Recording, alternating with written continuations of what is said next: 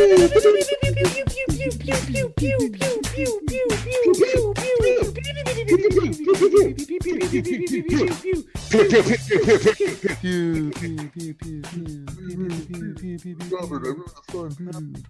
here again. I'm not here again. What's up, guys? What's happening? Happy Gravy Day. Although while Pat and I are recording this, even though none of you guys care, we're recording this on the day before Gravy Day because I will be hanging out with some of the Gravy Gang, if you're listening to this on Wednesday, at the Rod Ryan Show charity golf tournament.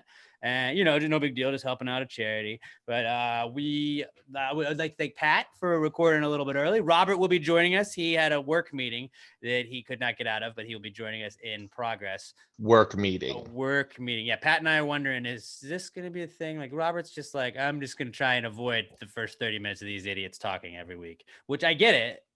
Yeah. Makes sense. But, like, we'll see if this becomes a thing. You know what I'm saying? But, yeah, we got a pretty fun episode, I think. We're gonna do a mock draft of the most quotable movies.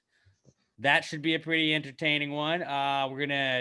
We had some pretty good not cools. Like, I think we told you guys last week we were gonna record the episode a little early, and you guys really came through in the clutch.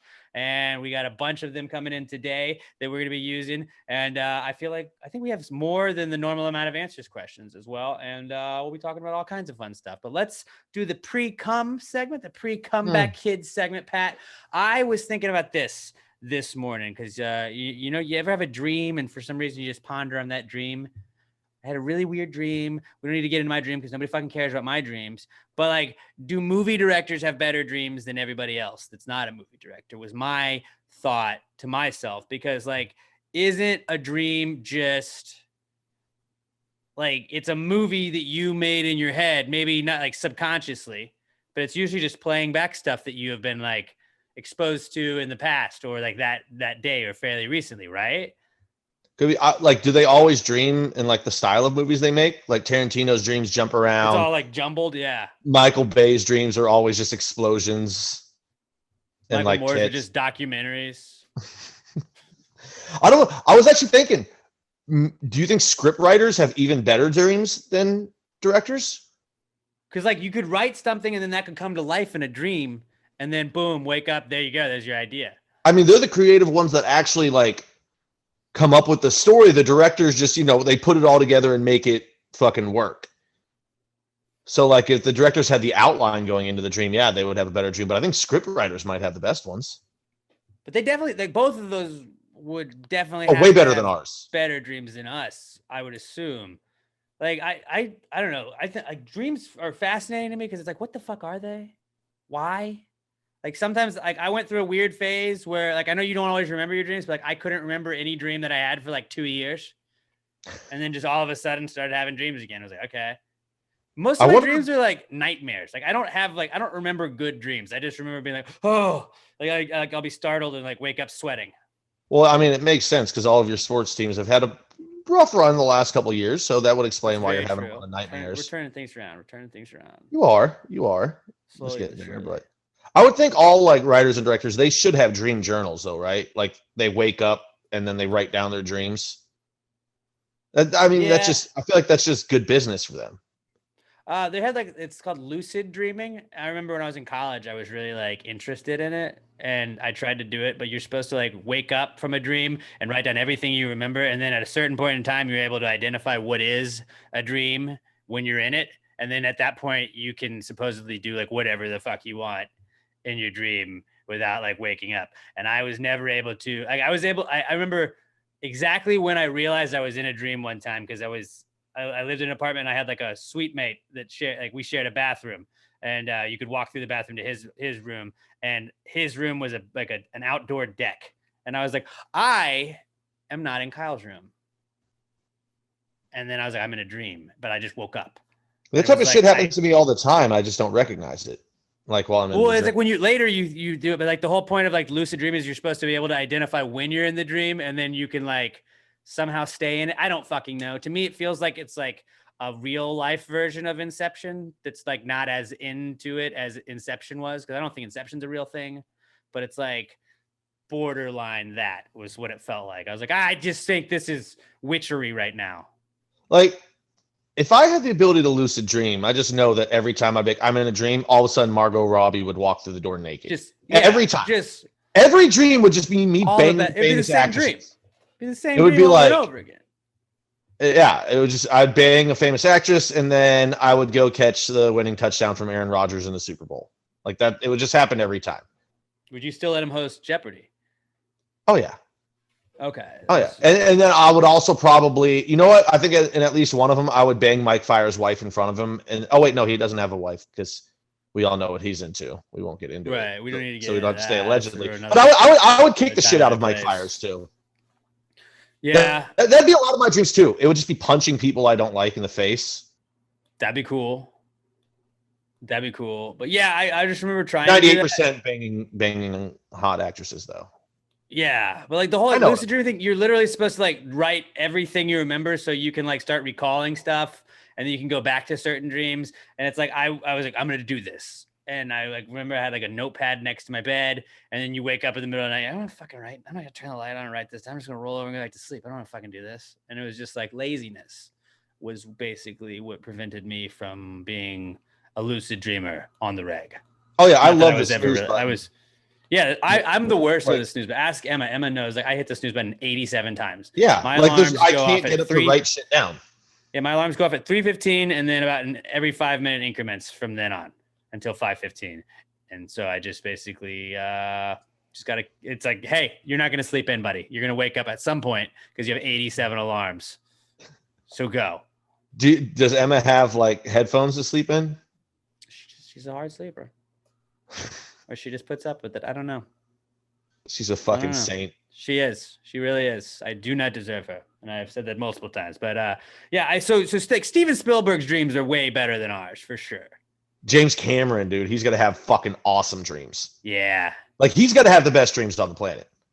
I would think so. Okay, I'm glad we got to the bottom of that, though. I was really curious on that. But then another thing I was kind of curious on was, what was it that they were talking? I think it was an alligator, and they were like, the alligators can hold their breath underwater for this long. And that brought my next thought was like, well, how do you know exactly how long an alligator can hold its breath unless you've actually drowned an alligator, or like you just basically were waterboarding an alligator by just holding it underwater for a certain period of time? Like did they drown a bunch of like animals trying to figure out how long they can hold their breath underwater at some point? Because I know with humans, it's like, oh, I'm going to go underwater and just hold my breath. And then when it's time, like when I realize it's over, I just got to come back up. But it's like, you can't trust an alligator to give you an accurate reading on that. Did you just grab alligators at a certain point? No, because the alligator would eat you. They have this thing called death roll, and you can't get out of it. Well, no, it's just, dude, no, like sharks and stuff, they tag them in the ear or, back, because sharks don't have ears. And it's got GPS on it, so it'll show how long they're underwater and when they come back up to surface and stuff. But like that, just because it's like how long they were underwater, like you could come up and just come chill for a little bit. Like he could come scout to see if he wanted some food. It's not because he needs air. He could just be coming up to do other stuff. So like you can't 100%. But they average the times out. Like if it's constantly like, they know a lot of the time they're down there for 40 minutes. And really, they don't go longer than that. You can tell, like, all right, this is about the max.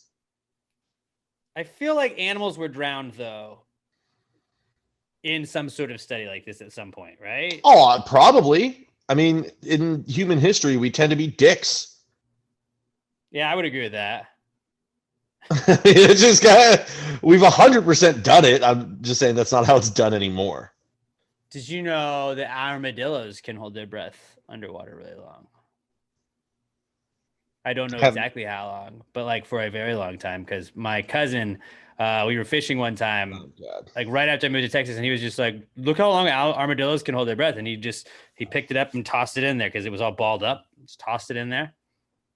Like 20 minutes later, the armadillo came out on the other side of the pond and was just walking out. I was like, wow, holy shit, that thing was under the water that whole time.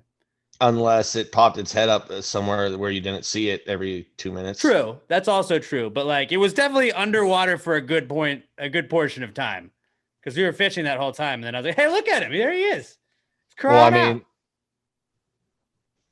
see, 100%. Okay. It says 6 minutes. I said, how long can A? And as soon as I put A, armadillos hold their breath. Like our phones are 100% listening. There's no doubt They have about to it be. anymore. Yeah.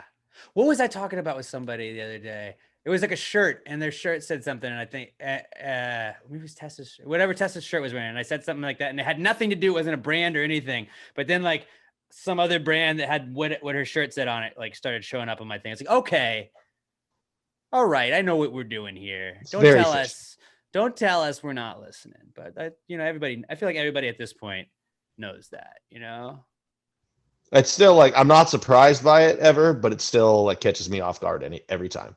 Mm-hmm. Mm-hmm. I should know better by now, and I just don't. Well, while we are running on like the pre-comeback kid segment, I would just like to also take this minute. I think I speak for all of us, all of the Gravy Gang so far. And just saying like, I would like to just come out and say that I will not be throwing at the first pitch at any Texas Rangers game this year or any year in the future. I will not make that promise. I'm boycotting. No, because you would throw out the first pitch at a Rangers game. Yes, and then as soon as I threw it, I would rip off my top shirt and be wearing an Astro shirt underneath and give double birds to the whole crowd. Well, I don't think. I mean, that'd be pretty sick. That'd be pretty sick. That would be pretty sick. You're right. I just would like to ahead of time. I'm not doing it. I won't commit.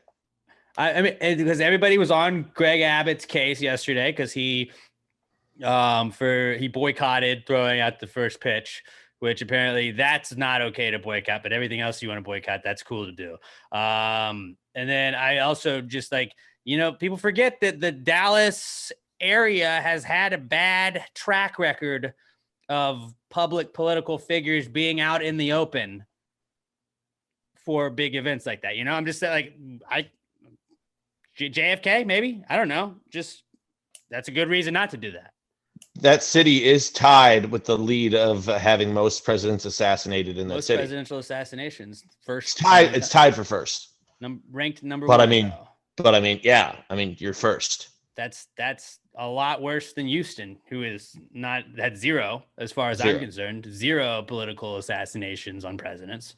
So there you go. Those are just I just wanted to take my name out of the running if they were looking for somebody else to throw out the first pitch. I'll throw out a first pitch at an Astros game. I'll throw out a first pitch at a Skeeters game. That's probably more my forte.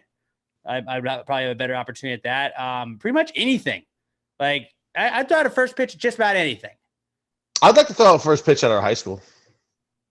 Do they do that? Like ceremonial first they pitch? don't. Okay. They don't do that. But it'd be cool. Like, hey guys, I was mediocre for you 12 years ago. Who's the Cinco Ranch baseball coach? No idea. I know I looked a couple years ago, and they don't have a single coach left on the baseball team from when we were there. I was just saying, because that'd be funny if it was still like somebody that was there when you were there, and like we could just get the Gravy Gang to blow up their email and be like, "Can we have Pat Dion do this?" Actually, hold on. Never mind. It's I can't remember if he's the head coach or if he's just one of the coaches, but it's one of our buddies is there, Kel Shannon. I can't remember if he is the head coach or not, though. I feel like he might be. Oh, dude. I think I don't think we'll do some digging. We'll do some digging though. But I bet we can make that happen. Yeah, I gotta check out some games this year. I bet we could make that happen. Can we go we should go gamble on high school baseball games. Like just you and me gamble against each other would be we'll sit down the third base line. Be like, dollar this kid strikes out. We'll go on Gravy Gambles on Twitch. We'll just do that, and like you can watch and gamble with us. We'll like live tweet the game. We put out the line, dude. That'd be pretty funny. The high school sports book. Every tweet has a disclaimer. This is not actual real betting. This is a joke. We are JKing. We are JKing. Please do not come after us, authorities or anybody. All of a sudden, bigger crowd starts showing up, and we're like, "Uh-oh, we did something." Speaking of bigger crowds, though, the Rangers did have full capacity. It looked like yesterday or Monday at their game, and like it was weird to look at. It was weird to see, but it was kind of like, all right, like things are getting back to normal. Like that's been a couple times in the last like month or so. I feel like you've seen little things like that, and like people get outraged over it.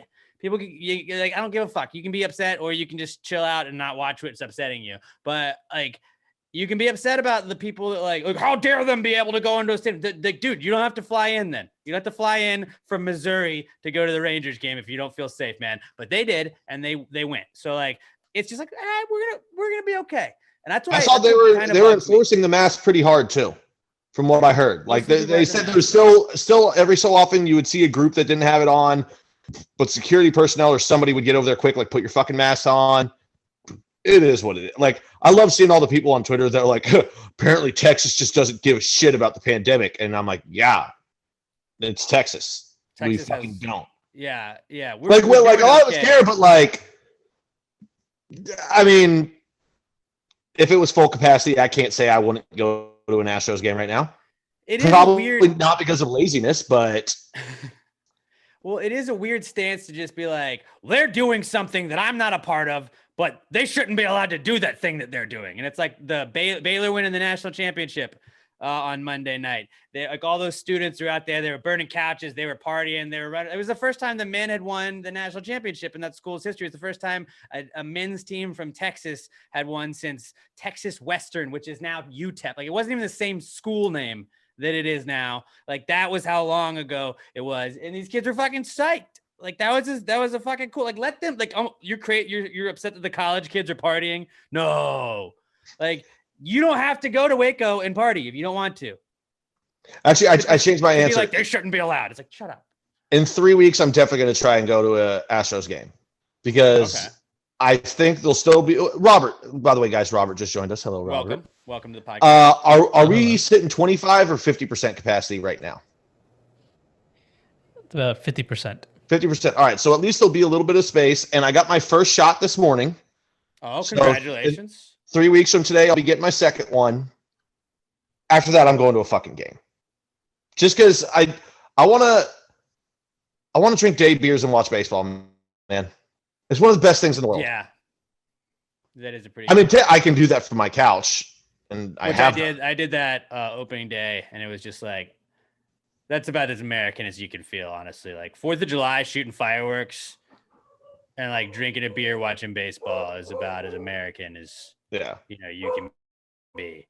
But I was talking about this with somebody yesterday. I love sitting way up in the top of the stadium when there's generally more room anyway. I can just like put my feet on the row in front of me. I can take up 3 spaces and just really lounge. And it's a great view from up there. And you can get like peanuts and just sling peanuts on the ground. Like, I don't give a fuck. There's nobody near me right now. Plus that's awesome. What I really want to hear too is in like a half-filled stadium, hear the crack of a bat when Jordan just absolutely obliterates a fucking baseball. Yeah, was that Ohtani the other day? That, oh my God. The one that came off Ohtani's bat, that was like, that is the sexiest like crack of a bat I think I've ever heard in my entire life. It's up there. Basically, Gary Sanchez had one yesterday that was pretty good. It wasn't as good, but it was just like, oh, I think I just came a little bit. Like, anytime it's a cool sound. Anytime Bryce Harper connects with it well, he's got the sexiest bat crack in baseball. That ball just explodes off his bat. It's the best sound in the world. Yeah. And that'd be a good mock draft. Best sounds. Maybe we'll do that next week. Yeah. We'll do that next week. I'll lose that one too. Oh yeah, with that kind of attitude. Robert, would you like to join? I think Pat's actually not doing it anymore, but I have already gone ahead and said that I will not be throwing out the first pitch at any Texas Rangers game this season or any future season. Would you like to join me in that pledge? Yeah, I also will not be throwing out the first pitch at Minute Maid Park 2. To boycott for what they did to JFK. People don't forget. Don't forget. Wait. Why won't you ever throw one out at Minute Maid? He didn't say Minute Maid. I said Minute Maid Park Texas 2. Rangers. 2. Minute Maid Park 2. Yeah, Minute Maid Park 2. Oh, I thought you meant like as an also. I was like, why are you boycotting the? No. Think about it this way though, Robert. This is what I said. You go. You throw out the first pitch. He won't do the second part, but you throw out the first pitch. You turn and you bust open your shirt and you're wearing an Astro shirt underneath. Now, I also said that I would give double birds to the crowd. Uh-huh. You don't have to do that part. But tell me you would not love the moment of throwing out first pitch and then taking off a Rangers shirt and wearing Astros gear. But that means I would have to have on a Rangers shirt to begin with, and that isn't. Yeah. Okay, hear me out. This is the Rangers shirt you could get. All right. And if any Astros fan would like to order this, like you can just pretend it was your idea. Just get the number 0 customized, and then the last name just be Rings. Or if you time it to where you're there for like a special day or something, maybe you could wear like a Wounded Warrior Fund shirt, and you take that off, and there's an Astros shirt underneath. Okay. Like, why don't you wear a Rangers hat? And you're like, you don't cover up this beautiful flow up here. No hats. I think though, like just like boycotting in general would send the message, and then like the Astros, maybe they catch wind of this, and they're like, well, why don't you guys do the first pitch out? I'm not a big message guy. Surprisingly. Yeah, I know that.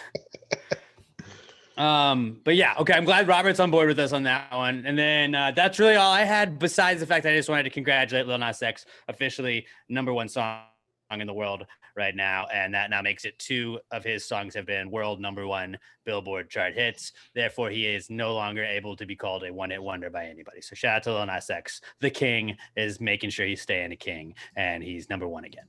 And also, let's keep listening to Montero, Call Me By Your Name, and getting it back to #1 again. Let's have 2 weeks. And then I think I can't remember how many weeks he had Old Town Road, but it was like untouched. So maybe he can get near Old Town Road. I don't think he'll be able to, but we can only hope. Did anybody else bring anything to the Precome segment? I mean, just that, I'm the first one of us to get the shot. So I guess I'm the most socially conscious out of all of us. Like, I actually care. You're a real vaxhole. I care more about people than you guys do.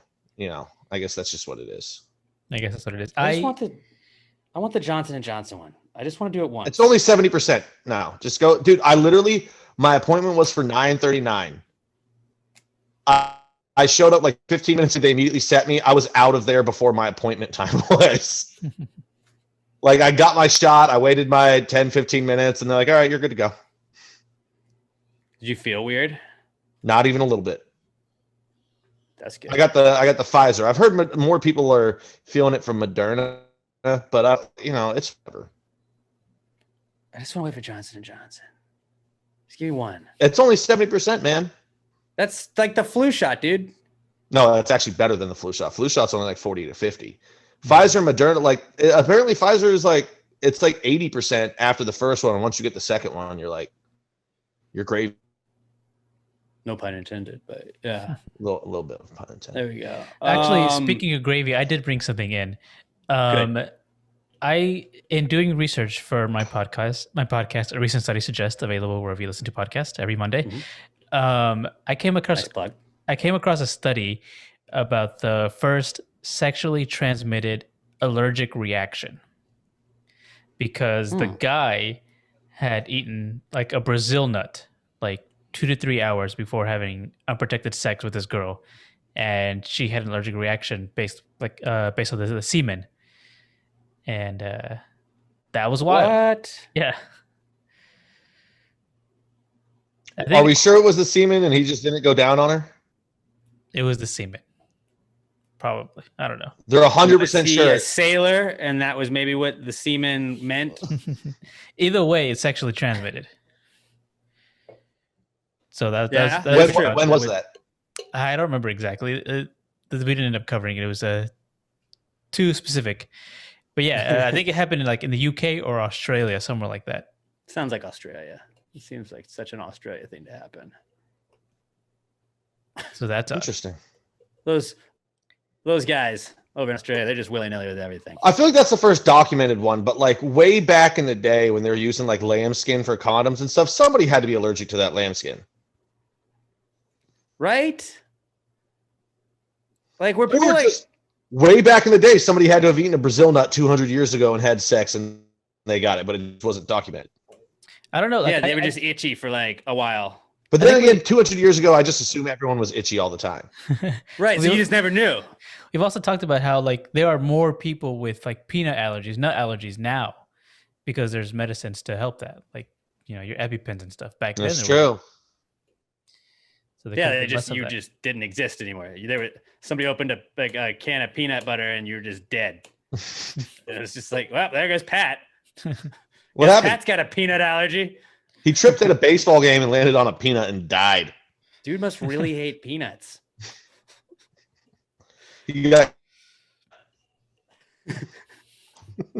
He got nutted all on, and then he just died. He was just covered in nut, and then he stopped breathing. Exactly. All right.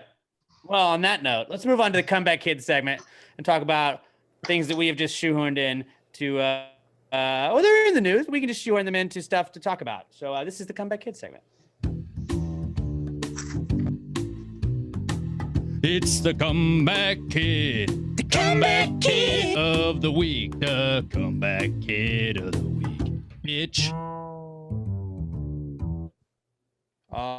Our first comeback kid this week is a very sad comeback kid, and it's DMX.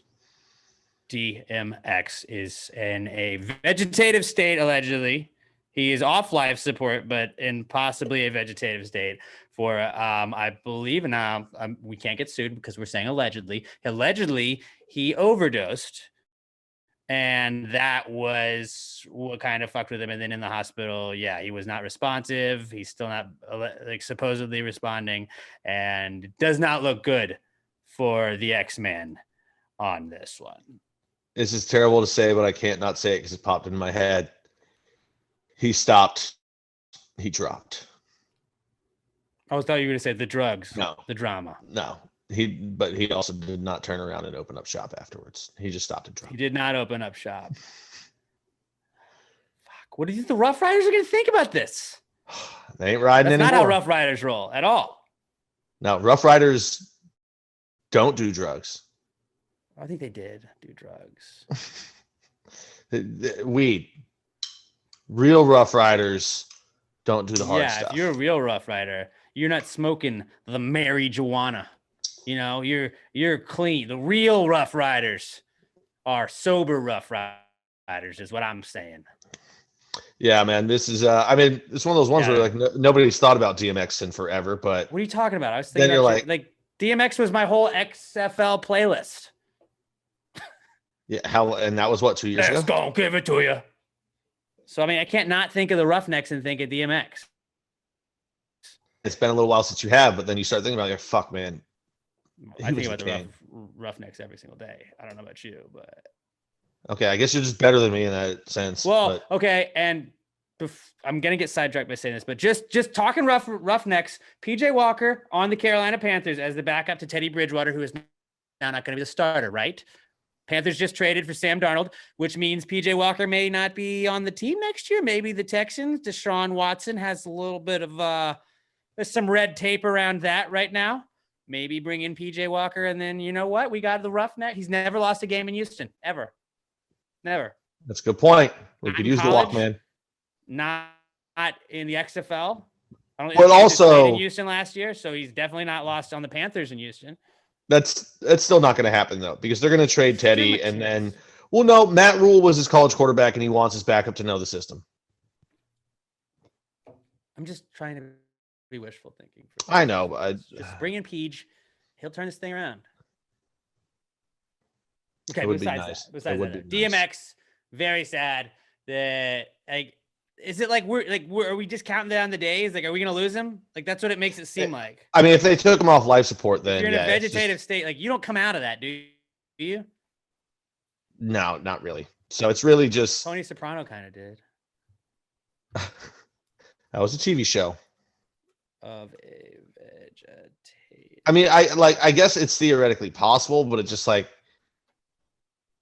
probably not. Like, I mean, if he overdosed and like it just shut down his brain, and they took him off life support, that means they're probably not feeding him. They're probably just giving him ice chips and maybe like morphine to just like keep him knocked out and manage the pain. And then he's probably just in like hospice care, and they're just waiting for him to stop breathing. If a person is diagnosed as being in a permanent vegetative state, recovery is extremely unlikely, but not impossible. Recovery depends on the type of brain injury the patient has endured, their age, how long they have been in the state, and how severe their injury is. A non-traumatic brain injury may be the result of an illness within the body. A traumatic injury is usually the result of a violent attack, a fall, a gunshot wound, or even a bomb blast. People in a permanent vegetative state are extremely unlikely to recover from a brain injury, although not impossible. Okay, so that didn't really answer anything, but it does seem like, yes, this is not looking great for DMX. So T's and P's heading over to DMX, and I will listen to X gonna give it to you in his honor. Yes. Several times this week. And let us all do that. Screenshot you listening to DMX this week at Pass UA Pod. Let us know. And just, maybe we all rally some support for him and he makes it through. Our next comeback kid this week is Space Jam, because the trailer for Space Jam 2 came out this weekend and the internet did not seem to like it. Did you guys see it? I mean, I don't like LeBron. I'm sure it'll be an okay movie. Like, it's not gonna be as good as the original. Disney. It's not Disney, is it? It's Warner Brothers. But like, it'll be. It'll be everyone pointing out. It's a kids movie. Everyone pointing out like all the characters in the background in the trailer, like, it was in there. Why the fuck is it there? The clown. Then it was basically just every franchise that was owned by WB. Like the funniest one was that they had the guy from Clockwork Orange in there. Oh, the rape. Yeah, so it was like, you can't have Pepe Le Pew because, I'm not saying he's not problematic, but then also you have a literal rape gang in the background of a kid's movie. Honestly, that does make sense because like Pepe had to be sacrificed because they already had too many rapists in the show, and there's a rapist quota maybe that they reached. They're like 5 guys. Yeah, we can't have 6. Sorry, Pepe. Yeah, it was tight seeing everyone in the background though. Like the Mystery Machine was there. The old 1960s version and the Danny DeVito version of the Penguin.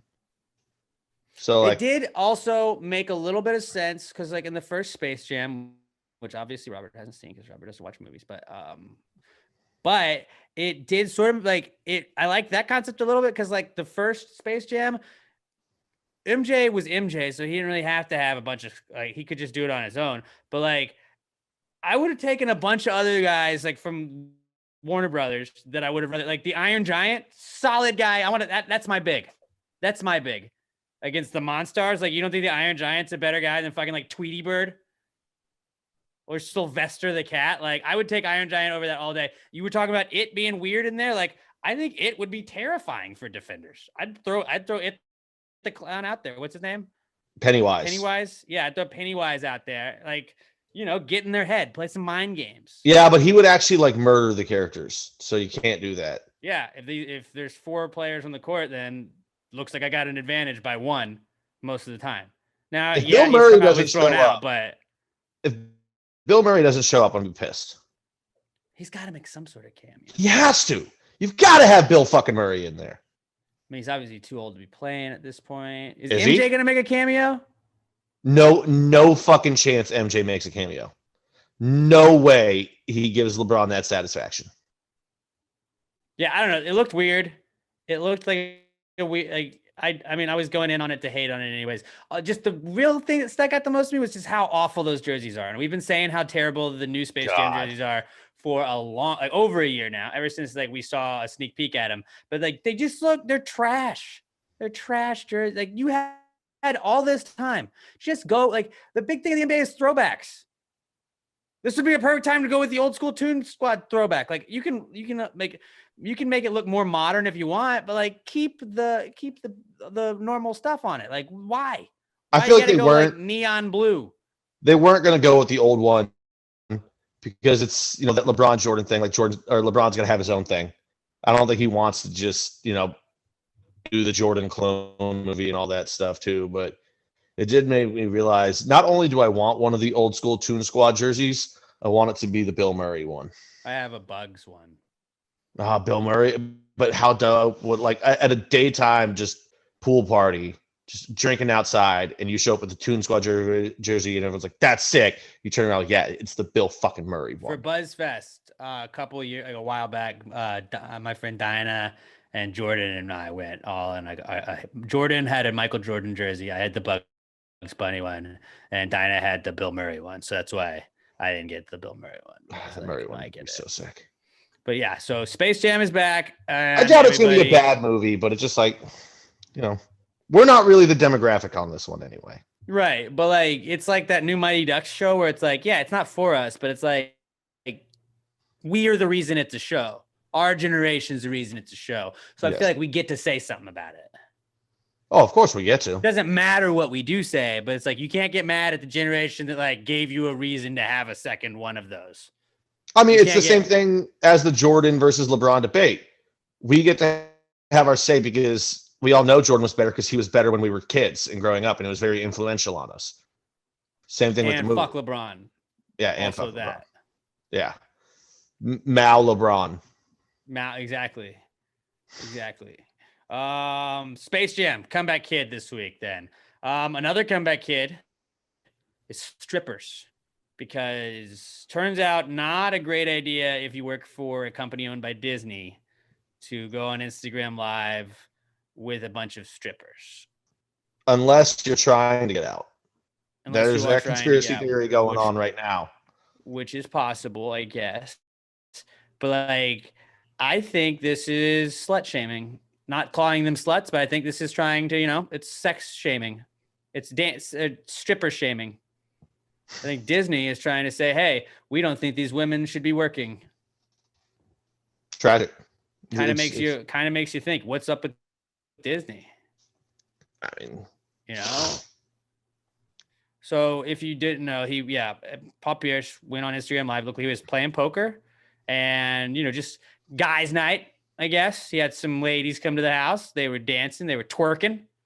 Saw some ass cheeks out there. And he was partaking in quite a few things, I would imagine. Yeah, he was smoking a lot of blunts that evening. And, he was having a good time, which, he's at a home. He wasn't driving. He wasn't out in public. He was just chilling, man. Like you're allowed to do that. Truth. Like, he is the truth. Is allowed to do what he wants. So and apparently not though. Barstool's 100% hiring him, right? You think so? Yeah. And now he might say fuck it and go do his own thing and do his own podcast. But I know Barstool's aggressively going after him, and him being, a Boston icon. I just you get him on because Barstool doesn't really have a NBA podcast, really. If Coley Mick. That's what I'm saying. You put him with Paul Pierce. I mean, especially because they've had Willie Colon for a while. They've had, Ryan Whitney and Biz, professional athletes. They just got Dion this last year. They're starting to get more high profile guys. Dude, I mean, he'd be awesome there at Barstool because he's never given a shit. Should we hire him for Pass the Gravy, you think? I don't think we can meet his quota. I don't think we can afford him. Plus, really? We're not really basketball guys. Right. So he'd be our basketball guy. That's true. I mean, then we could be basketball guys. Depending on how much he loves gravy, we could pay him in gravy and our combo Doritos. Robert takes all of our money, basically, that we have on that we're allowed to give out to staff. Would you be cool splitting your salary with Paul Pierce? I like the idea of paying him in gravy bucks. We don't know what those are yet, but they're worth a lot. Gravy coin. Yeah. Can we start our It's our very own Bitcoin. We should. Gravy coin. Gravy coin. It's worth a lot. It's like a Shroot buck. But either way, good for Paul Pierce. Because he came out, Instagram story, 3 hours after he got fired, and it was just him laughing. It's I don't give a shit. Well, no, he said good morning, and it was night. He's like, good morning. Oh, and he hadn't done anything on Twitter all day. And then it was during the national championship game. It was during the national championship game. And then, what it was? It was the next morning that he came out and was laughing on Instagram because I remember it was sunny outside. Just a casual, he's mastered the art of the news dump. I think find out when something bigger than you is going on and then just drop out your news and then nobody's cares. Because I don't know, Paul Pierce did this. Well, he said it during this game I'm watching, so I don't really give a shit anymore. I think he's going to be okay. He's made a couple $100 million in his career. I don't think this is going to hurt him very bad. Yeah. And I feel like he's probably going to get freebies from strip clubs now. So it's hey, Paul Pierce can just hang out at strip clubs whenever he wants now. Not that he couldn't already because he's fucking Paul Pierce, but now it's just going to be easier. I mean, like I said, he made a couple $100 million. I'm pretty sure he already has private booths at multiple strip clubs. I'm sure him and James Harden are on the same strip club level. There's I know Six Flags had season passes. I'm sure James Harden has a season pass to all the Brooklyn strip clubs. He definitely had something like that for all the Season asses. Season ass. Yeah. I like that. That's good. That's good. We'll go with that. Moving on. Strippers. Twerk Back. tokens. Twerkins. Twokens. It just sounds like a bad cereal or something. It does. It's like Nicki Minaj made a cereal. It's called Twerkins. And it's just ass cheeks. It's just like the cereal just looks like little ass cheeks. It's just not Oreos, Cheerios, marshmallows. It's Cheerios, but they're all just like two of them are all stuck together at all times. I like that. I think we're kind of with some great ideas on the podcast today, guys. Really feel good about all of this stuff. Oh yeah, from Gravy Coin to Twerkins the cereal. I feel like we're going places with these ideas here. My next comeback kid. This is something you guys are pretty familiar with, as are many Astros fans. It's just trolling the Astros. That's very hot right now. Very hot right now. It was like, I didn't expect it not to happen this year. It was just like, we had been in the off season, then baseball just like, I don't know. I feel like baseball didn't sneak up on us. It just was like, spring training was going on. So it was different without people in the stands really at spring training and stuff as much. And there was just like, boom, start of the regular season, go. Cause like, we're like for other sports, it's like the NFL, you had the 4-week regular preseason. So you like knew, all right, the season starts here. And it's like, yeah, I had it on the calendar when opening day was, but like having spring training games for a month just kind of like makes me numb to it a little bit. And I'm like, oh shit, like opening day is right here. Like it's this week. Like, that's kind of like how it happened to me. And then it's like, oh yeah, now people are just going to bring trash cans. Cause like, you can't think you're the first person to think of that now at this point. Can you? Like we're just gonna troll the Astros. They don't forget. We won't forget what they've done. And like, yeah, it's funny a little bit, but it's like the best response to that I saw this weekend was like all the A's fans trolling them was like, okay, Jose Canseco, Mark McGwire, go. Yeah, it was fun with all the A's ones because they would be like, oh, boo, oh shit, they scored 7 runs. Oh, 9 runs, 8 runs, 7 shit. And having to like sad like bringing a full-size 36-6 this entire series. Oh shit.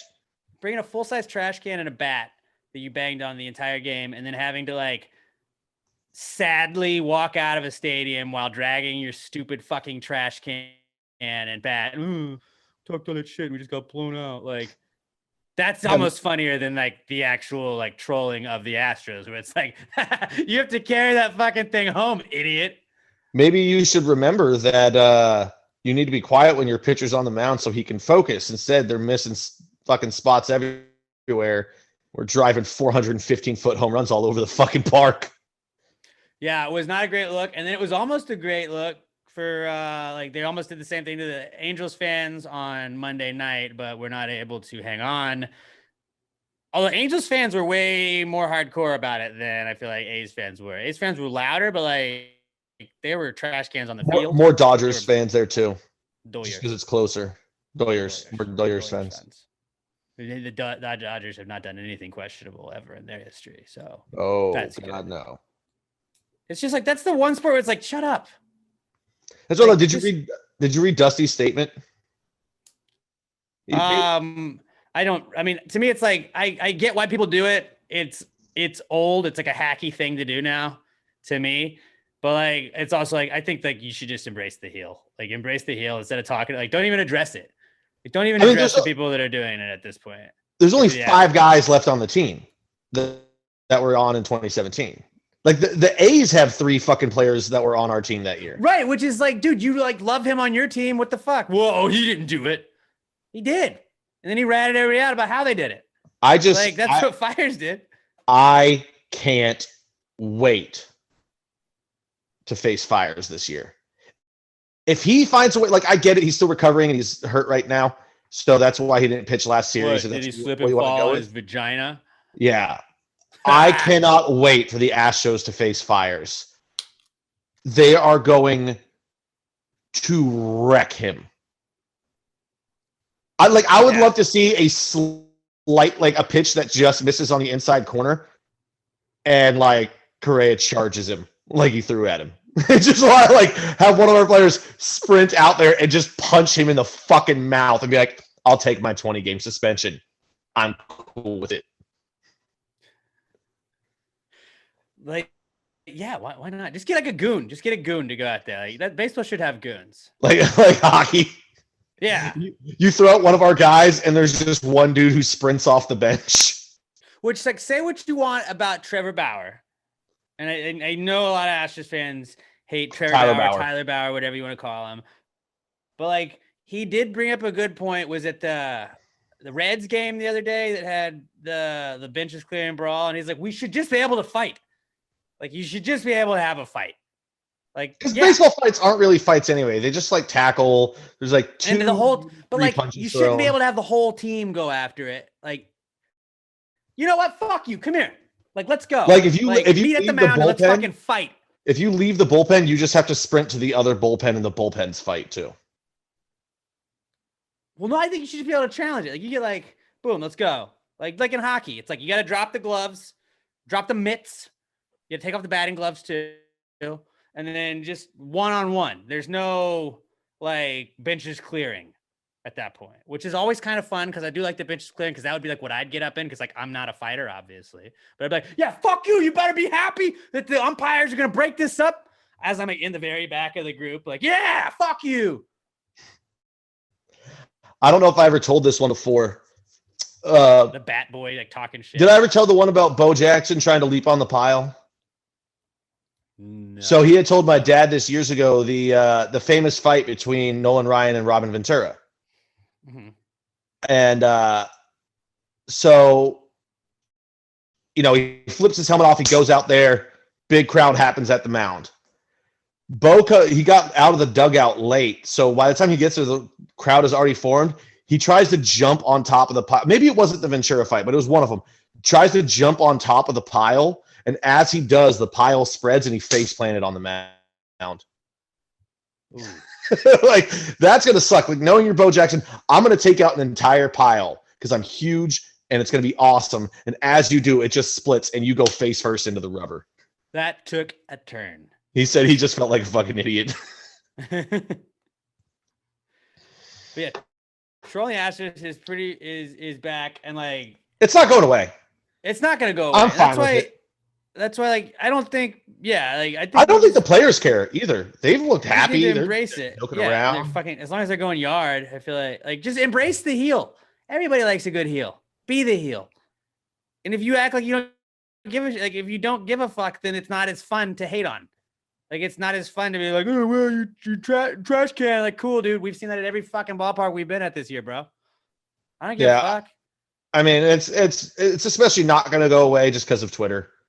Like, even as people stop giving a shit later on the year, every time somebody tweets about it, Astros Twitter is just going to be like, pile onto one tweet to be like, fuck you. We weren't the only ones, blah, blah, blah. And I'm just as guilty. I fucking like all the tweets when we're back talking people that shit talk us. Like, I don't. Like I was during the one, I think it was the second day's game last week.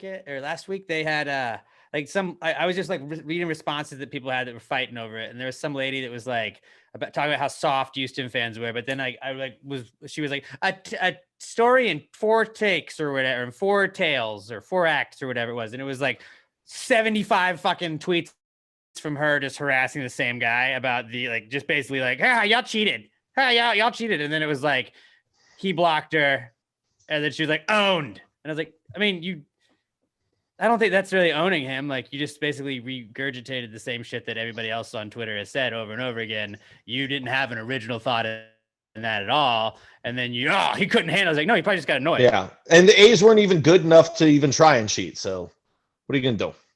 Yeah. Your team just goes by one letter. Like, you're not even good enough. Like, you're not even comfortable. Like, you're not even confident in your own team to like go by your full name, you fucking idiots. If not for the Raiders, the A's would have left a long time ago because they never would have been able to support a stadium by themselves. And now I guess they're going to get a cool stadium, it looks like. I'm going to laugh. But they basically, which is ironic, is they're playing in a trash can now. I would laugh if they moved to Vegas too. And nobody would go to those games. You think Vegas like is like, it's not really a football down, but like football's cool. Like nobody's gonna go sit in a place like in like Vegas if it's like a retractable roof and like they have it down. Like no, they would sit in if it's Vegas, they would build a dome. So? They might have a retractable roof, but I don't think so just because it is the desert. The days are hot, the nights are really cold. But I mean, Vegas totally could. The hockey team has killed it there. The town embraced it because Vegas it has a lot of locals. Plus, you get everyone coming in. Football's going to absolutely kill it there. Yeah, baseball would kill it too. Well, baseball would be awesome at Vegas. The Vegas Aces, isn't it the minor league team? Probably. That's probably their team. That's what they do. From what I've heard is that they just like in Vegas, like everything's such a tourist-driven part of the city that like they want to have their own like, no, this is our team. This is our fucking team. We ride or die with the Golden Knights, which is also like that was cheating because the Golden Knights just were super good and have never that's not fair that you get to be an expansion franchise and just never. That just worked out well. Not even the first year. I mean, what did the expansion draft for the NHL is gone. It's way different than it used to. I remember living in Atlanta when they got the Thrashers, and it was literally just like, well, these teams are going to give you 4 players, but they get to pick the 4 players like that. And then it was just like, you got that, like you get the 4 shittiest players on every team to like draft from. And this like past one, like you could only protect so many people on your team. And then they got their pick of the litter. And I think that's going to, and that's why they got Fleury. Right. See, he was 1-1 in the expansion draft, but, yeah, nobody gives a fuck about expansion drafts. I feel like we're going way too in inside baseball for hockey. But yeah, like it bugged me a little bit. That's why I didn't want Vegas to win that first year. I was like, no, you can't win the championship year one. As somebody that has suffered through losses in the postseason and shit like that, it's not fair that you just get to start and be like, by the way, we just won it all. I mean, I would have been fine with it. Just because like nobody disliked Vegas. It was okay cool. If they win now. Got a team. If they win it this year, I'm okay. And they weren't playing the Bruins. Just boom, like we won a championship. That would have been annoying to me. I get it, but I mean, honestly, I was anybody besides Canada right now is who I'm rooting for. Yeah, fuck Canada. Because the Red Wings are out of it. We're hot right now, but whatever. So trolling the Astros. That's a comeback kid. Just embrace the heel, like we said. Just embrace the heel. Our final comeback kid this week is golf. Because we are recording this episode on Tuesday as opposed to when we normally do. It'll go back to normal next week. We're recording on Tuesday because if you forgot what I mentioned at the beginning of the podcast, the Rod Ryan Show charity golf tournament is happening on Wednesday, the 7th. I will be out there. Shout out to Bro Brad. He bought a whole sponsorship for not a company, but the Gravy Gang. Is just like what it is. It's just called the Gravy Gang. And they're like, what does this do? Like, we're not a company as much as just a gang of cool dudes. And that's exactly what it is. And then we got Brett Brandon, Josh Tree, Jingle Blake Wonder, and Todd Voss. We have last year's MVP and the current MVP on the same foursome. The Gravy Gang foursome is going to be golfing out there. I'm not saying they're going to win, but they're most definitely not going to win. They're going to be having some fun, probably having the most fun out there. Yeah, they're not going to win the tournament per se, but they're going to win the tournament. They're going to win the tournament. Yeah. I have made a trophy to just give to them. Like at the, like they have the best scores get a trophy. And I should just make, also I'd like to give the Gravy Award. Just like I should have kept one of the gravies that somebody didn't pick up. It's not too late. Now it doesn't have to be a trophy. You can just like start with a paper towel roll and like glue some shit to it. I'm and looking around the room at what I've got that I could hand them. I got an axe. Duct tape, and a bunch of empty Southern Stars. Make it a wizard staff. Ooh, there we go. Yeah, I like that. Yeah. I'm gonna take some Southern Star too. The Gravy Gang should get some Southern Star as well. Yeah.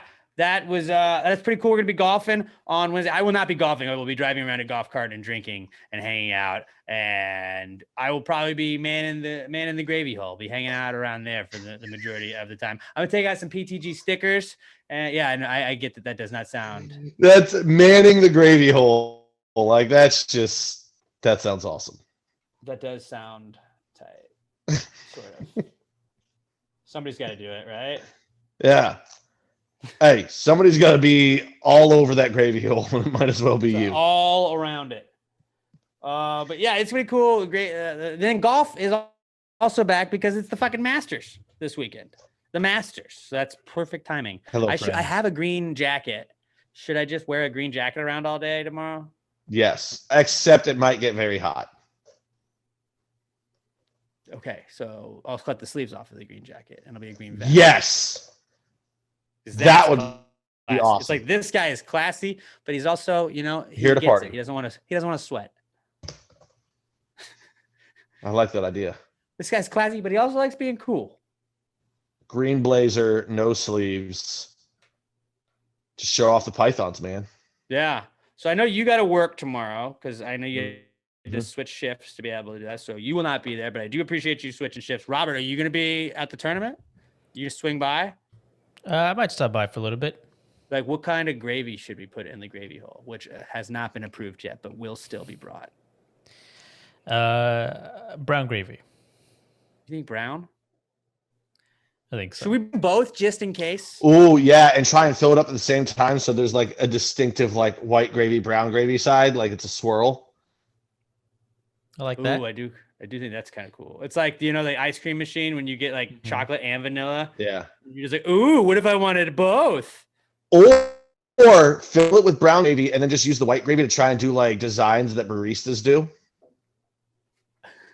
But just every time anybody putts, I have to like take my little whisk and go back and do it again.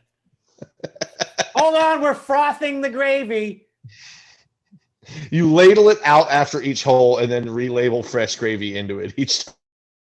That's so much gravy we'd go through. I mean, you got to commit. I do have to commit, but then I was like, I don't want to get in trouble for like ruining it won't ruin anything. It's not good for it. You will get in trouble if you put gravy Will inside it? that hole. You could just be like, listen, I've been calling it the gravy hole for 4 weeks. Well, we've said it's the gravy hole. People expected it. If you just pour what like else am I supposed to do? Pour like a little bit in the bottom when people aren't paying attention. So when they reach in and get their ball, they're like, oh my God, they actually put gravy on the fucking. That's really what I wanted to do, is just because people are going to be like, what is this? They're like, it's gravy. Go wash the balls. There's a ball washing station over there, please. Or every time somebody puts it in, you just sneak up behind them and pour gravy on their head. Not a lot, but like a little bit. Like, this is your Gatorade bath, but it's gravy. Yeah, your gravy raid bath. How well now, if you made it very thin gravy, you could load it into like a squirt gun and just squirt people with gravy. I don't think that's like water is something you'd squirt on people and they'd be okay with, maybe. Like gravy is just like that's just heavy. Well, you just like nobody wants to be walking around with. Yeah, but it's like that's like out of excitement. You're right. Or you put a little gravy on your hand, and each time somebody makes it, you walk over and shake their hand. Great, and or just as do one of those on the back, and so then they just got a no, because they'll have a pool towel, a golf towel. They could wipe their hand off, but you just if you have gravy on your hand, you go and shake their hand. Like, oh, what is that? You just look them dead in the eye and you hold it. You go gravy hole. There you go. What if I just pour gravy all around the green, so it's like an obstacle? So water hazard on the green, and it's just a puddle of gravy. We got a gravy hazard. Now, I'm pretty sure the golf club would not be very happy with that because they work very hard to maintain those greens. And I definitely would have incriminated myself. That's how you get ants. If I did these things I'm saying. That is how you get ants. But like, yeah. Well, gravy in the cup when nobody's paying attention. Just a little bit. Yeah. Just a little. Or if somebody stops you, is like, listen, you can't put gravy in the cup. Gravy on the hand. Shake hands. Well, what's kind of funny is this is hilarious to me is that like all the other hole sponsors have like there's going to be a tent out there. There's going to be some sort of awning that they brought that they said because like you're kind of in charge of it yourself after you bought the hole. So like I don't have a table I'm bringing or anything like that. It's like I'm just gonna go hang out there, I guess. Ooh, it'll just be me on a golf cart. Bring some plastic shot glasses and offer everyone after they get off there either a shot of beer or a shot of gravy. That's another problem. We're in a pandemic. That's what I said. Plastic shot glasses, disposable. What do I look like? I just got Party City on hold. I think you can afford some plastic shot glasses. Well, yeah, by tomorrow. Yes, they're quite easy to come by. Very busy day. Go on Fiverr. I don't think I'd be able to get it in a 24-hour span. I think I see you're just underestimating yourself and the Gravy Gang. Or you know what? That's what you do. Send out a tweet and say, "Hey, somebody from the Gravy Gang, if you can bring a bunch of plastic shot glasses, it would be a big help. I'd appreciate Anybody it." from the Gravy Gang also wanted to, if you're maybe the Gravy Gang should listen to this before the golf tournament. There's no, I can tweet that out, I guess. If you're listening to this and you're on your way to the tournament, maybe stop by and swing by and pick up some of those plastic cups. If you happen to have a folding table that you'd be cool with me setting stickers and shit out on, and you could have back, do that. I definitely bet you can get the folding table. You're going to want to bring some umbrellas too if you're just going to have the folding table, because you want to be able to give yourself some shade cover. If you're going to bring a folding table that you're cool with people, like jumping a certain point, you can throw me through a table if you'd like, depending on the height. Not from the top of the golf cart, but Gravy Mafia. I'm down to get thrown through a table if you guys want to do that or something like that. But Gravy Gang, just maybe if you want to. We're not trying to be needy, but I'm being needy right now because I'm recording this today. I'm recording this tonight, and then I have to immediately record another podcast, Claire Big Blue podcast that I always record on Tuesdays, but now it's I'm going back to back. So that's why it's it's going to be fairly late when I'm done with all this stuff tonight. So I probably won't have a lot of time, and then I got to go to work tomorrow, and then from work I'm going right to the golf tournament. So it's I don't have a lot of downtime at that point. Find an intern at the station. Nobody's at the station. Call in an intern for the day. Right? I don't know. But yeah, golf is back. Shout out to the Gravy Gang. Shout out to Bro Brad, to Todd Voss, to Josh Tree, to Jingle Blake, and to Brett Brandon. You guys are awesome, and I can't wait to hang out with you guys. And whoever else of the Gravy Gang is going to be there. It's going to be, as Pat would say, a great time. And Bobby will be there too. Bobby's got to stop by the Gravy Hole. If you take pictures, you only take pictures of the Gravy Hole. And they'll be like, "What? You were only at this one spot, Robert?" You're like, yes, I was. Yeah, they held Maybe me hostage. You gotta take a couple other pictures, but the Gravy Gang heavy, at least in the photos. All right, got it. Golf, comeback kid. Moving on. Also, we got another one. We mentioned it earlier, but we have to say it. I mean, Aaron Rodgers is a comeback kid. I know we already mentioned he's hosting Jeopardy, comeback kid. Aaron Rodgers. Also, and trolling, because that dude asked him a question. I know, but this is also happening here. The guy, he asked the question, or to answer the final Jeopardy question, he just goes, "Who would have kicked that field goal?" And Aaron was just like, "God damn it, yeah, I know. I didn't want to either." Which now, is there trouble in paradise? Does he not like his coach anymore? Is that him throwing some shade? No, I mean, he was pretty vocal about it. He did it, but I mean, he trusted the coach's decision. It's that's sports. They've got a good relationship. But he also Jordan Love have had such a reaction. No, he doesn't have the clout with the team to be able to do that. Aaron Rodgers has earned that right. Okay, they're good.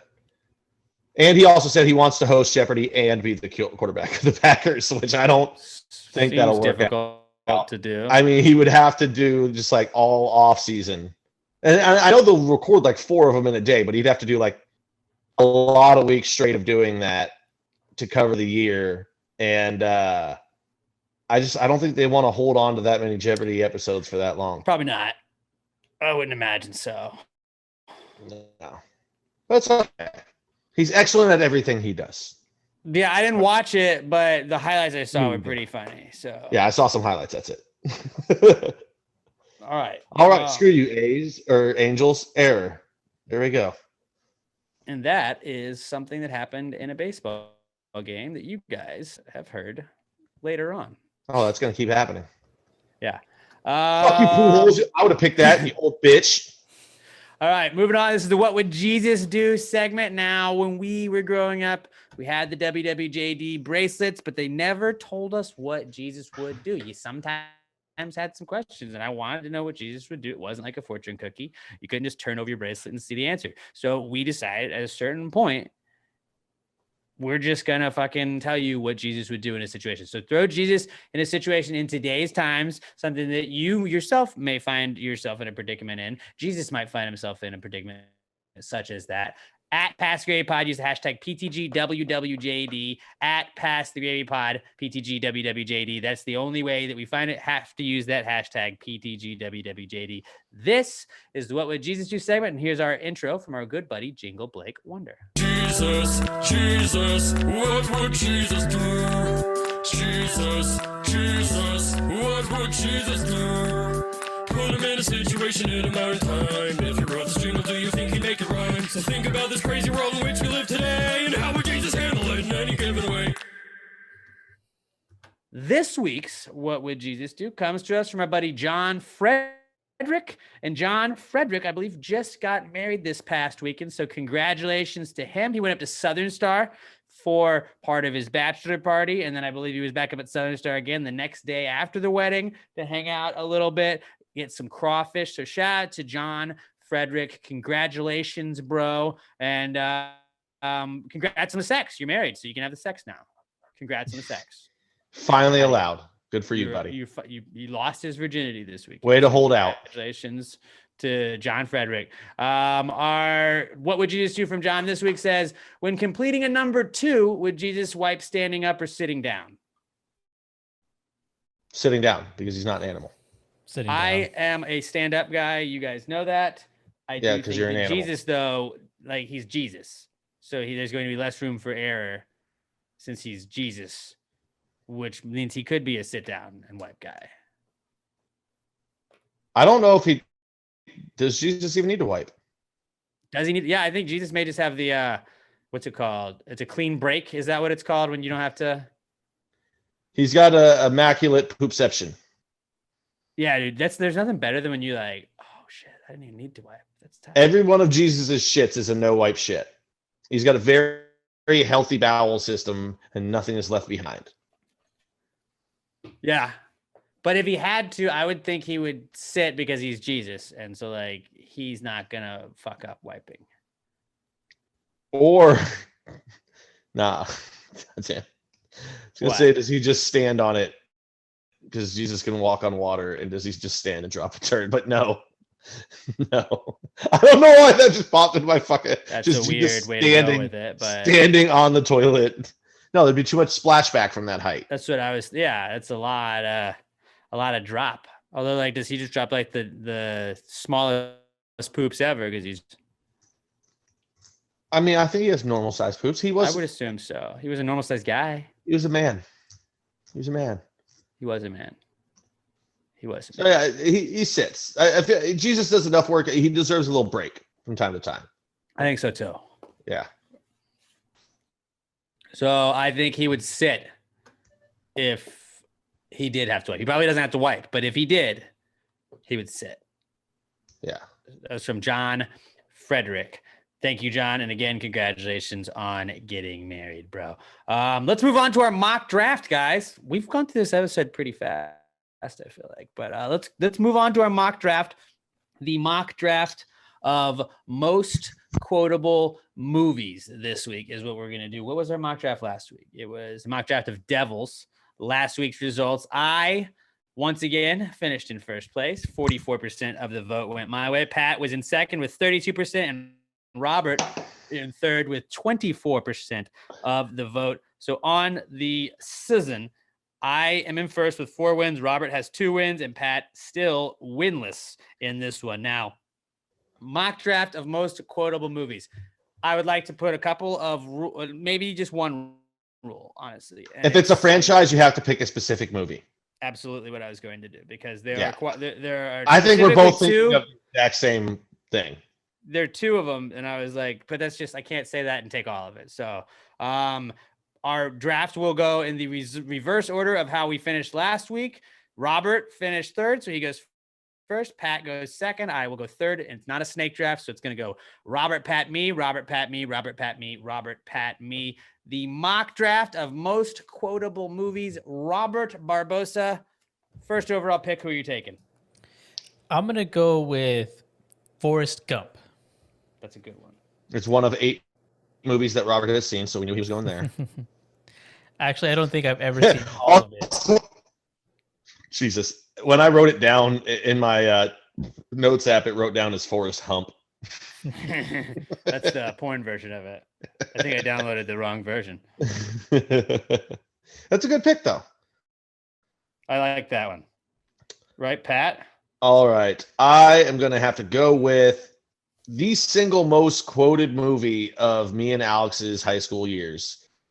Anchorman, The Legend of Ron Burgundy. Okay, I was going to take that if you had not taken it. That was, I mean, literally from our sophomore year to our senior year, you could not have three guys in a group and not hear at least one quote from honestly, still today, I feel like I at least drop an Anchorman quote once a day at least. 3 days ago, I said to somebody, "You look like a blueberry." They weren't even wearing blue.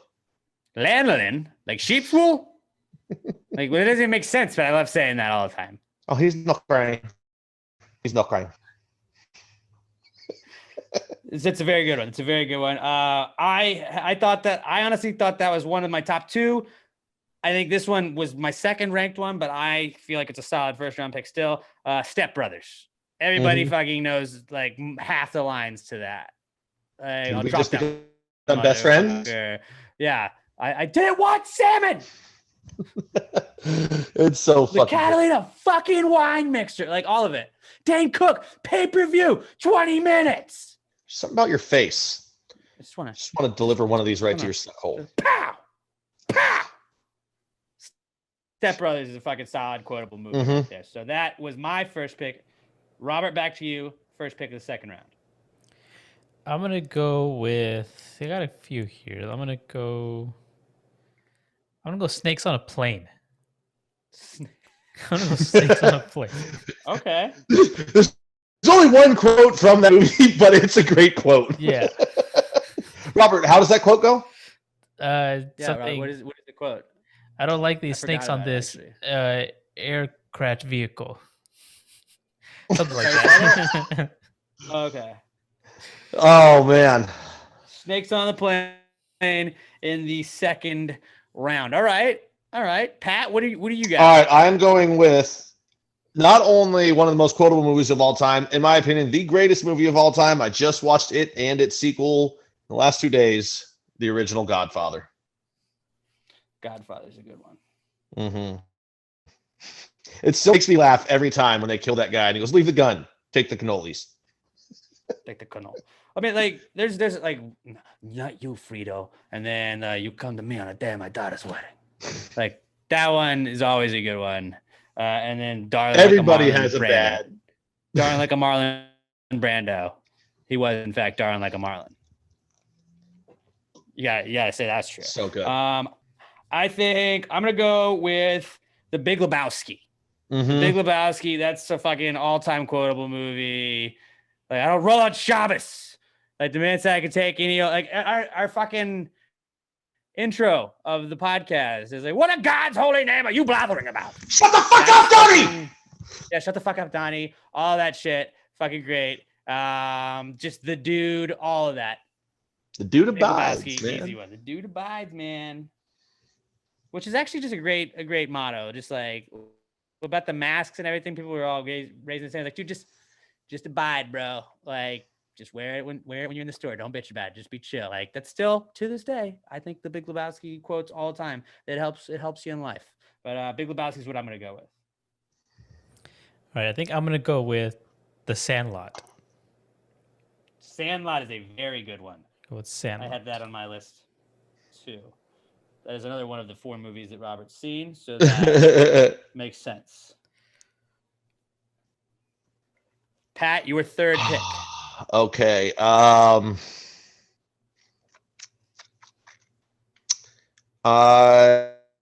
am gonna have. God damn it. Monty Python and the Holy Grail. That one I feel like could hurt me a little bit, but there's. No, it's not. Those are coconuts. Yeah, Monty Python is good. That was a good. It might be a little out of the age range for some of our people, but it's so good. It's so good. I mean, I honestly am very shocked that this is still hanging around. Yeah, I was torn, and I knew you were going to take this one. I'm gonna go Pulp Fiction. I'm gonna go Pulp Fiction. Did you not think that was what I was taking? That's not what I thought you were taking. I think Pulp Fiction just like, does he look like a bitch? That's a juicy burger. That is a tasty burger. And we're not even counting the memes and stuff, like the John Travolta walking around meme. Like that's a fucking great one. Like there's so many fucking Pulp Fiction things that come like that we still use in like today that like a fucking Pulp Fiction all-time quotable movie, I think. Yeah. That's a great one. Your final pick, Robert. There's so many on my list, and it's really hard to narrow it down to just one. But I think, and you know, I gotta like also think about like our audience too, because it's not always just like what I like.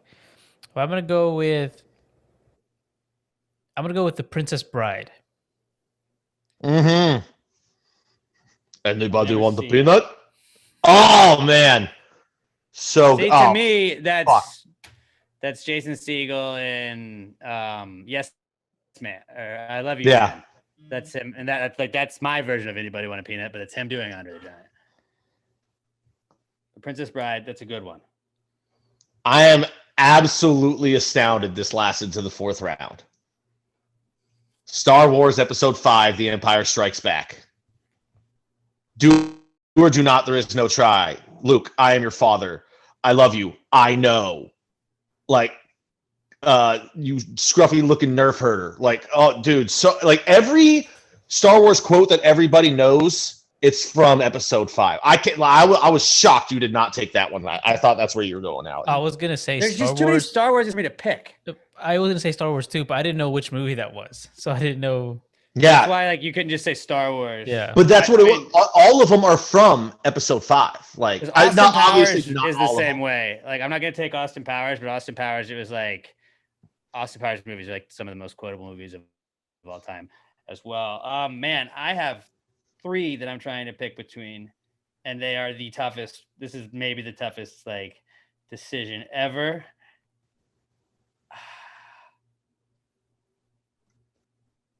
I think I gotta go with Napoleon Dynamite, dude. I'm gonna go Napoleon Dynamite. Like, It's a good one. Tina, eat your dinner. Like, I got tater tots in my pocket. I could throw Shut these up, balls Tina, over this that mountain. part. Vote for Pedro. You could be drinking whole. You know, like your mom went to college. Like all of that is just from fucking a dumb movie, Napoleon Dynamite. Fucking. I'm honestly kind of regretting taking Pulp Fiction because I had so many other ones in all this. But like, this is gonna be a really interesting one to see what people vote with. It's all kind of all over the place. But let's get into honorable mentions. But before we get into honorable mentions, our mock drafts of most quotable movies. Robert had Forrest Gump, Snakes on a Plane. You took Snakes on a Plane. You could have taken that last. You could have taken that 8th. He had Forrest Gump, Snakes on a Plane, The Sandlot, and Princess Bride. Pat had Anchorman, The Godfather, Monty Python and the Holy Grail, and Star Wars Empire Strikes Back. Oh, go foul. Thank God. I had Step Brothers, The Big Lebowski, Pulp Fiction, and Napoleon Dynamite. Now on to honorable mentions. I was torn because I was choosing between Napoleon Dynamite, Dodgeball, and The Hangover. Hangover, yeah, it's definitely that was right there with me too. I mean, Dodgeball though has so many like nobody makes me bleed my own blood. Like, Cram it up your cram hole. Bold move, Cotton. That's rad. Like the whole ESPN 8 The Ocho was from Dodgeball. Yeah. Like that's a huge thing from that. Like I and like everybody, Average Joe's Gym, all that. Like I think that was a good one. Wedding Crashers, Motorboat and Son of a Bitch. You old sailor, you. Yeah. You old sailor, you. Airplane. I didn't really like. I've seen it a few times. When I was looking at like notable quotes from Airplane, like there were so many that like I didn't even realize were from the movie Airplane. But like that was before our time. So I just didn't want to go all comedy, which would have, Will Ferrell movies, Vince Vaughn movies, and Adam Sandler movies could have been the entire list, honestly. Yeah. Which we should let's just make that like jot that down. That'll be a future mock draft we'll do where it's like you can only pick Adam Sandler, Vince Vaughn, or Will Ferrell movies, and that's 1,000 movies right there that you can pick between. Also, the same shit. Caddyshack. Caddyshack's an all-time one. Ghostbusters. Don't cross the streams. Yeah. Dumb and Dumber. Dumb and Dumber. Yeah. Die Hard. Die Terminator, but it's really just for I'll Be Back. That's about it. Back to the Future. Back to the Future. Super Bad. Super bad. Yep. Super quotable as well. The Waterboy. Like again, all Adam Sandler movies. Billy Madison, Happy Gilmore, Waterboy, Scarface. Just because I'm the bad guy. Yeah. I'm the bad guy. And say hello to my left friend. All of that, but it's like Goodfellas. Goodfellas. What else did I have? Mean Girls. Mean Girls has a lot of quotable moments. Zoolander. Zoolander, yeah. Depending on how it went, I had Zoolander as like my fourth pick in certain scenarios. Ferris Bueller's Day Off was a very good one as well. And really like, I think, the best of the bunch, I think, was like Hangover, Dodgeball, and Wedding Crashers was what I had left that I would have taken if this was a longer draft. But I thought that was a pretty solid one. Again, Robert had Forrest Gump, Snakes on a Plane, The Sandlot, Princess Bride.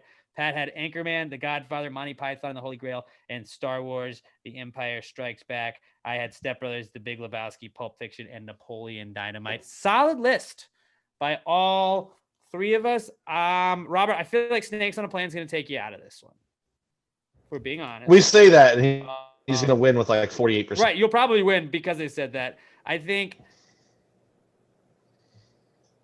it's going to come down to me and Pat.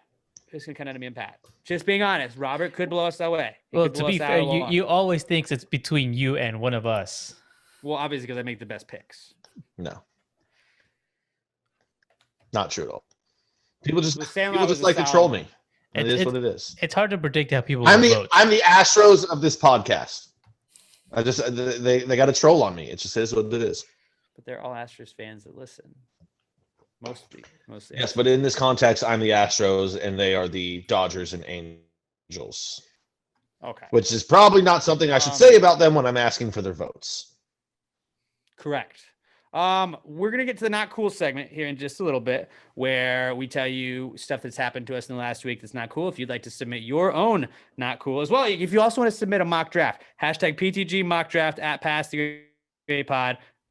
Hit us up on Twitter. Let us know if you got some ideas. If they're good ideas, we're going to grab those. A lot of times we're struggling for ideas of what we're going to do for mock draft season. And we got about 3 weeks left maybe of this. So any ideas are appreciated at Pass the Grade Pod, #PTG mock draft. And also, if you have anything happen to you that makes you just say, hey, man, that's not cool. You know, whether you get run over by a car, whether you stub your toe going to the bathroom in the middle of the night, all of those fall under the umbrella of not cool. And hit us up on Twitter at Pass the Gravy Pod, #PTG not cool. I'm at Alex J. Middleton. Pat's at not Pat Dan. Robert is at Robert Barbosa 03. #PTG not cool. This is the not cool segment brought to you by Southern Star Brewing Company. Tell our friends about Southern Star Brewing Company, Pat. I mean, what can I say that I hasn't? I mean, they are the best beer on the planet. It's not even debatable. It's so far out of reach at this point. No matter what you like IPAs. They've got 9 of them for you. We'll find one for you. If you don't like IPAs, we've got 9 of them for you. We'll find one for you. All right, now I'm drinking the Little Cow Low-Cal IPA. If you're like me, if you're tired of being just a gigantic fat ass all the time, you just want to be a little bit less of a fat ass, but you still love drinking beer, this is the beer for you. They've got the, if you can still find it, guys, I've been buying it every chance I get, the Corova milkshake. I've been crushing those the last week. I was more of a fat ass. I just said, fuck it. I had like 4 cheat days out of the last 6 days. It is what it is. Sometimes you get to spoil yourself. The Metzli pecan. Oh my God. As you know, I'm a dark beer guy. You got the original Bombshell Blonde. I think you can still find some of the red cans out there. It's fun. Change it up a little bit. You got the favorite beer of this podcast, the Strawberry Bommies. Anything you want, Southern Star is going to hook you up. They'll find some sort of beer for you. I was looking up to, and of course I pull up my page right there to tell you guys about it, and it reloads. There's a couple good opportunities to go up and check out what they got. They've got office trivia coming up this Thursday. Saturday, they've got a song swap between our good friend, your good friend, Winston Cook, and Kat Whitlock. Sunday, crawfish boil. Always. They're doing crawfish boils most Sundays now. Yeah. So there's no, and then the next Saturday is a crawfish boil. There's no excuse, guys. Get your ass up to Southern Star. And then we'll find your new favorite beer. I guarantee if you take like a flight of beers, it might take 2 flights because there's so many to choose from. We will find you your new favorite beer if you go up to Southern Star. Or your favorite 5 or 6 beers. Yeah. Too. It's very possible you're gonna be like, I am in love with this brewery and I don't want to leave them. But you got to leave at a certain point. But like, they're cool if you stay in most of the time there, honestly. And if you really ask them if you could just sleep there, they'd be cool with that. But May 30th, Saturday, May 30th, we're gonna be doing a live podcast. It's going to be the Darlin' Like a Marlin beer release. For years, you know, they sponsored us, I think, for 2.5 years now. And we have been, I mean, we brought Strawberry Bombshell Blonde from a seasonal beer and turned it into a year-round beer because we bitched about them taking it away for a little bit. So they brought it back, made it a year-round beer, and then we what? I literally just ran to the other room, changed into my Kyle fucking Tucker shirt, and Tucker hit a bomb. Let's go. Super relatable to everybody listening. Yep, this is why we do what we do as fans, guys. So also May 30th. That home run was brought to you by Southern Star Beer. We well, I think I got a beer thing, but that's cool. That's cool. Whatever. No, that home run, that specific. We've been hitting them up, trying to like. I think we had Dave Forgeron. We had him and a couple of the gang from Southern Star on the podcast during one of those quarantine episodes we did, the bonus episodes, and I was like, "Hey, I got some beer ideas for you. Not necessarily types of beers, but I was like, just beer names." And he's like, "All right, let me hear what you got." Darn Like a Marlin was top of my list. He said he'd think about it. We kept hounding Keith about like, "Yo, give us Darn Like a Marlin as a beer." Mostly me, but Pat was like, "We want to pass the great beer." Keith he's the recipient of the Darn Like a Marlin award. So, you know, he gets it. And they're giving us Darn Like a Marlin beer. It's Southern Stars, Pass the Gravy, Darlin' Like a Marlin. I don't know exactly what kind of beer it is just yet, 100%, but we're thinking it's going to be a sour. As of right now, it is a sour. And May 30th, that is released a little less than a month away. We're going to do a live podcast. There's going to be music. There's going to be all kinds of fun stuff, and you guys can come hang out with us all day. It'll be kind of like our Christmas episode, Pat. It's not going to be as like detailed of the Christmas episode. We're going to just do like a one-off, nothing like, there's no like movie bracket or anything like that, but like we'll hang out, do a little. We're just going to have a good time. Do a little mini bonus episode we'll release on Monday that following week, but then fucking come drink a shit ton of Darn Like a Marlin. I cannot wait. May 30th, Southern Star Brewing Company, the best beer in the entire world. There's nothing you're not going to love from Southern Star. Best beer ever. Southern Star Brewing Company, the official beer sponsor of Pass the Great Podcast. And also let me tell you guys about Alamo Remedy CBD, the best CBD on the planet. I was taking some of their tincture oil this week. Emma was out of town. I was a little, I was having some trouble falling asleep. So I just took some tincture, was out like a light. It was awesome. The little droplets, you put them under your tongue. Easy stuff. They got the gummies. The gummies are awesome. But my personal favorite is the cucumber melon lotion. Love that. I had messed up my knee playing soccer. Put it on the back of my knee. Feeling great right now. Feeling great. It smells like a yogurt. Do not eat it like a yogurt, but it is fantastic to put on your back, to put on wherever you want to put it on. I don't know. I haven't tried jerking off with it, but I'm sure that'd probably be kind of tight too. But Alamo Remedy CBD. Maybe don't do that. Maybe don't do that. You never know how things are going to. Some things aren't meant to go near the pee hole. That's true. So don't do that. Robert, cut that part out. But Alamo Remedy CBD, the best CBD partners in the world. They got the hemp flower as well. That's $19.99. Everything else is basically $17.99 besides their new CBD lip balm. You can get that for $9.99, AlamoRemedy.com. And you get 10% off our promo code. You get 10% off when you use our promo code PTG at checkout. That's AlamoRemedy.com, AlamoRemedy.com, promo code PTG at checkout for 10% off of your order. If you're getting anything from Alamo Remedy, be sure to use that promo code PTG at checkout. We get a notification. We'll give you a shout out on the next podcast if you use our code, and we'll keep it going that way. Tag them when you get your gear. Alamo Remedy CBD and at Alamo Remedy on Twitter and Instagram. Let them know you support the people supporting the podcast. Alamo Remedy CBD, the best CBD on the planet. This, guys, is the Not Cool segment. Not cool, man. Dude, that's not cool. Not cool. Not cool. Dude, that's not cool. Not cool, man. Dude, that's not cool. Not cool. Not cool. Dude, that's not cool. Not cool. Not cool. Pat, Robert, what do you guys got for Not Cools this week? Robert, you want to start us off? Sure, I'll do it.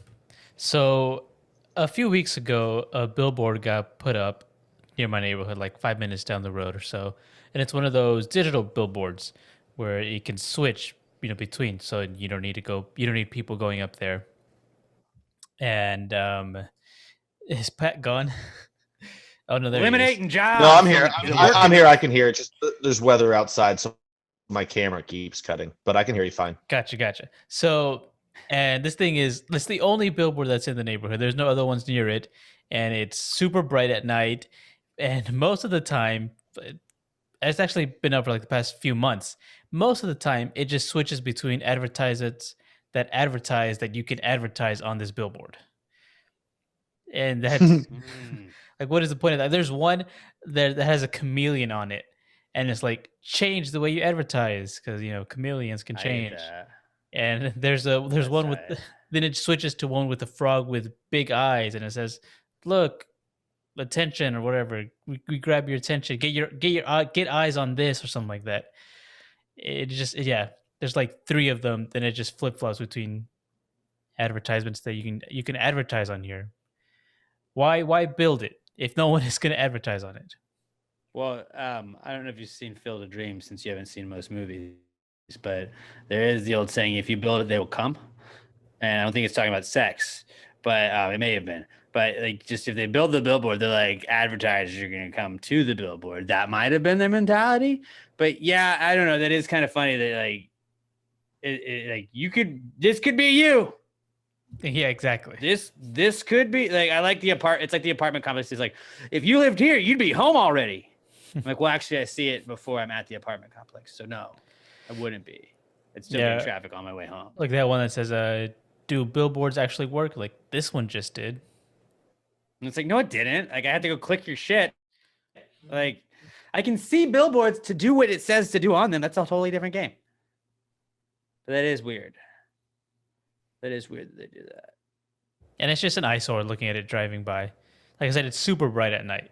Like it's like I don't know, it's like alien spaceship just in the middle of the night. That's what I get. You should buy it and then just black it out. Just buy it, black it out. And then it'll just mine, I was.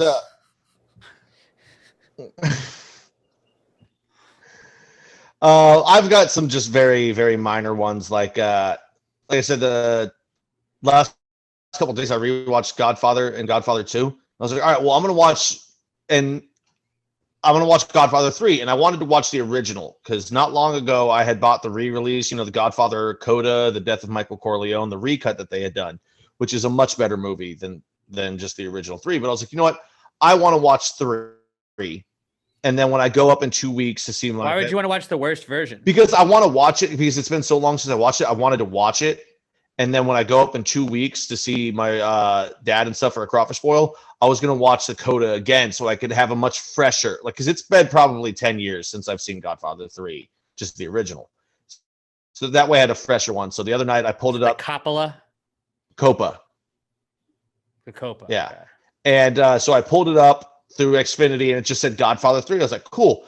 I press play, and it gets to the title card, and goes, Godfather Coda. And I go, damn it! So I just turned it off. I was, I know this one's great. I didn't want to watch this one right now, and I don't know where to find it. So that was disappointing. And then yesterday, I'm at work, and it's winding down. I've got my iPad with me. Unfortunately, I can't watch the Astros games on my iPad while I'm at work because it's, I usually stream it through Xfinity, but since it's a local broadcast, you have to be connected to your home Wi-Fi to be able to stream it. Which is bullshit. But I have another site that sometimes I use to get around these kind of things, and they had 5 different links that I could use. Not one of them worked, so I couldn't watch the Astros last night until I got home, and it was already like actually at that point, it's still in like the 3rd, 4th inning. But I missed the beginning of the game, and I was not happy about it. But you got cable at work, don't you? Yeah, but like there's only one TV and it's in like a side room. I can't I'm doing other stuff. I'm trying to do the money. I can't do it in there because I need to be in front of a computer. And also that TV, the remote a couple months ago just stopped working through because the cable box is behind the wall. So I have to walk around, hit guide, and then press 2. So I start right there, walk back around, see what it's on, walk back there, type in what channel I need to go to, walk back around to the front TV to make sure it actually then walk back, hit select, and then go back around to like it takes 4 fucking trips. There's nobody there for me to call on the other side of the wall. It's so frustrating. But so yeah, nothing major, but it was just annoying stuff. All right, that's a solid one. I got a couple this week. The first one is car problems. You guys know me, big car guy. Huge. Big car guy on this podcast. Wasn't really my car, but Emma's car was like, when she'd try and start it, it was not really starting great. But then she was trying to leave on Saturday to go to Bridge City to visit her family for Easter. And we may or may not have drank a little bit on Friday night. So we were a little hungover when we woke up. And when she got in her car, it had like a check engine light on. And we're like, fuck. All right. So we're probably going to have to go by O'Reilly to do this. And it's like at O'Reilly, like when you don't know shit about cars like me, the guys, it's like, oh, free diagnostic test or free check engine light test. It's like tight. Is it? Yeah, it's the crankshaft. And I'm like, yeah, it's totally crankshaft. You know, everyone knows what crankshaft is.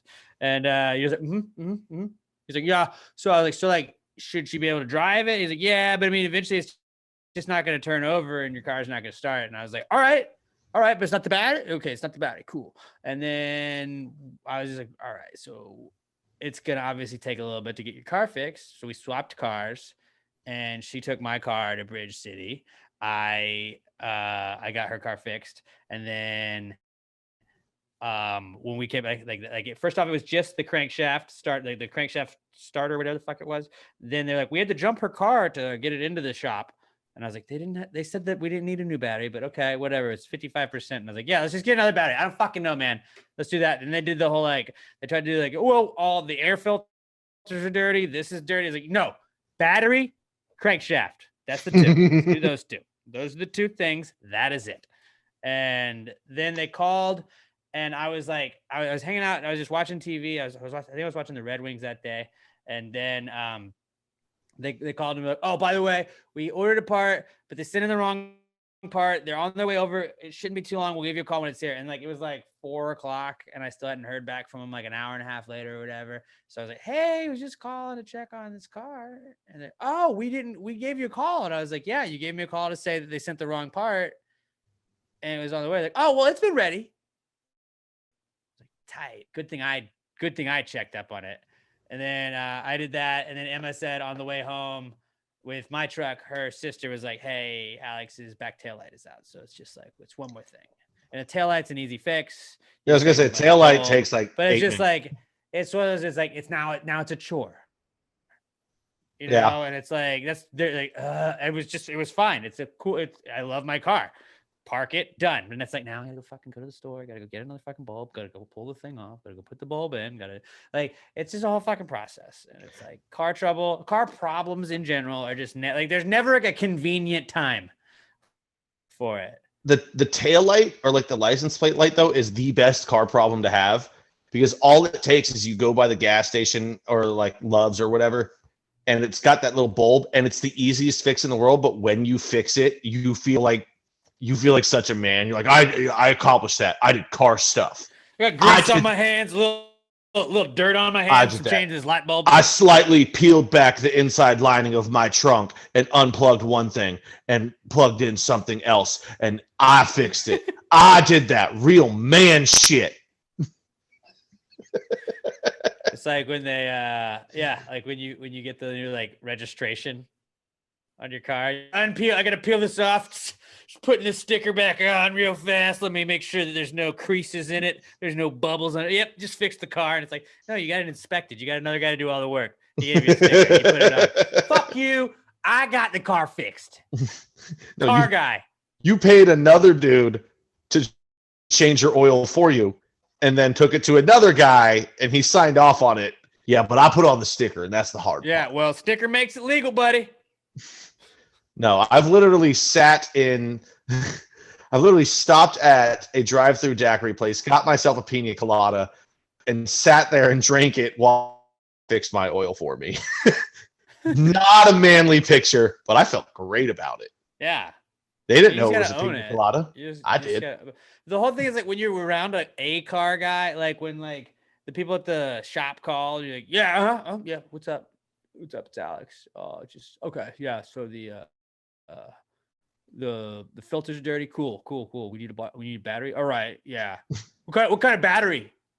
And like I don't fucking know what like regardless if you were like it's a AA, I'd be like tight. Yeah, let's do it. Let's go. But it's like that sounds like a good kind. Sounds like a good. You know what? It's What's exactly a warranty on it. Neat. Let's go with the warranty. Extended warranty. It's exactly like computer guys, but it's very different. Where like as a dude, even when you know nothing about cars and you'll admit you know nothing, when they're just like, yeah, this needs to be fixed, and you're like, oh yeah, that's great, and they'll just be like, yeah, so you sound pretty nonchalant. Like that's gonna be like $1,000, and you're like, oh, you got to fix what you got to fix. And like computer guys will say the same type of shit to you and be like, so this happened, this, and you just look at them and you're like, I have no idea what the fuck you're saying. I've got no problem admitting to you, computer guy, that I don't know what I'm talking about. But car guy, I'll just be like, of course it's $1,000. Well, because you want to be manly and also know cars, so you're like, yeah, we're just talking guys talking shop. Like I'll say 2 minutes into it, just be like, listen, I don't know what the fuck I'm talking about. I'm just trusting you with my car. But for the first 2 minutes, I'm just like, oh, of course, that's the problem. Of course, it's the crankshaft. That's exactly what I was thinking. That's why I brought it to you, because I've heard you're great with crankshafts. That's no. While we have the hood up, can you just point out to Emma where the crankshaft is? I mean, I know obviously, but just for her, if you just point out to her where the crankshaft is, so she would know. She's just afraid of a little lady. I'm trying to teach her some things. He's like, okay. Crankshaft. I mean, that's exactly where I thought it was. Like, sir, I can literally see the grease on her hands from her changing the tire. No, while you're obviously inside on your phone. Yeah, pretty much. I'm like, but like when somebody like knows more about cars and like your shit's broken, like that's like the most emasculating feeling in the world, is just be like, to me, it's not. I just still have that Neanderthal brain where, as a dude, I have to for like a minute and a half see pretend if I can. I know. It. If I can just fake my way through this conversation until they tell me what's wrong, and then I'm like, yeah, take care of it, and they're like, cool, it'll be $50. I'm like, oh, thank God. And I'm just hoping they don't give me that. Yeah, right. It's $1,000. I'm like, I think it was Dane Cook that did that. Still drive without it. Fuck. Dane Cook. Yeah, you would drive without anything. You drove without fucking, your window was down and like all that shit with like for a while. You didn't have air. You just still don't have AC, do you? Still don't have AC. It's incredible. My tire pressure sensor's out too, so it always says I had to buy one of those actual like little physical tools, and like once a week I check my tires. You had to. Oh wow.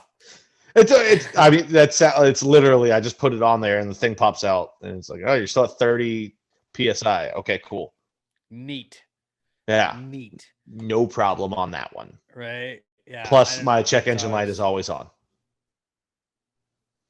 I know what it is though. It's my what is it? It's I can't remember the name of it, but it's whatever, like it's a crankshaft. No, it's the thing that's like, hey, it's not properly registering or doing fuel emission standards. So it doesn't affect the car at all. And so I just ignore it. It just affects the environment. Yeah, I mean, fuck the environment. I don't give a shit. What is this, California? What, I'm not gonna live forever. Yeah. I don't give a fuck what place I leave this. I don't have kids yet. The environment will last at least till I'm dead. It's made it this long. It's going to make it a little longer.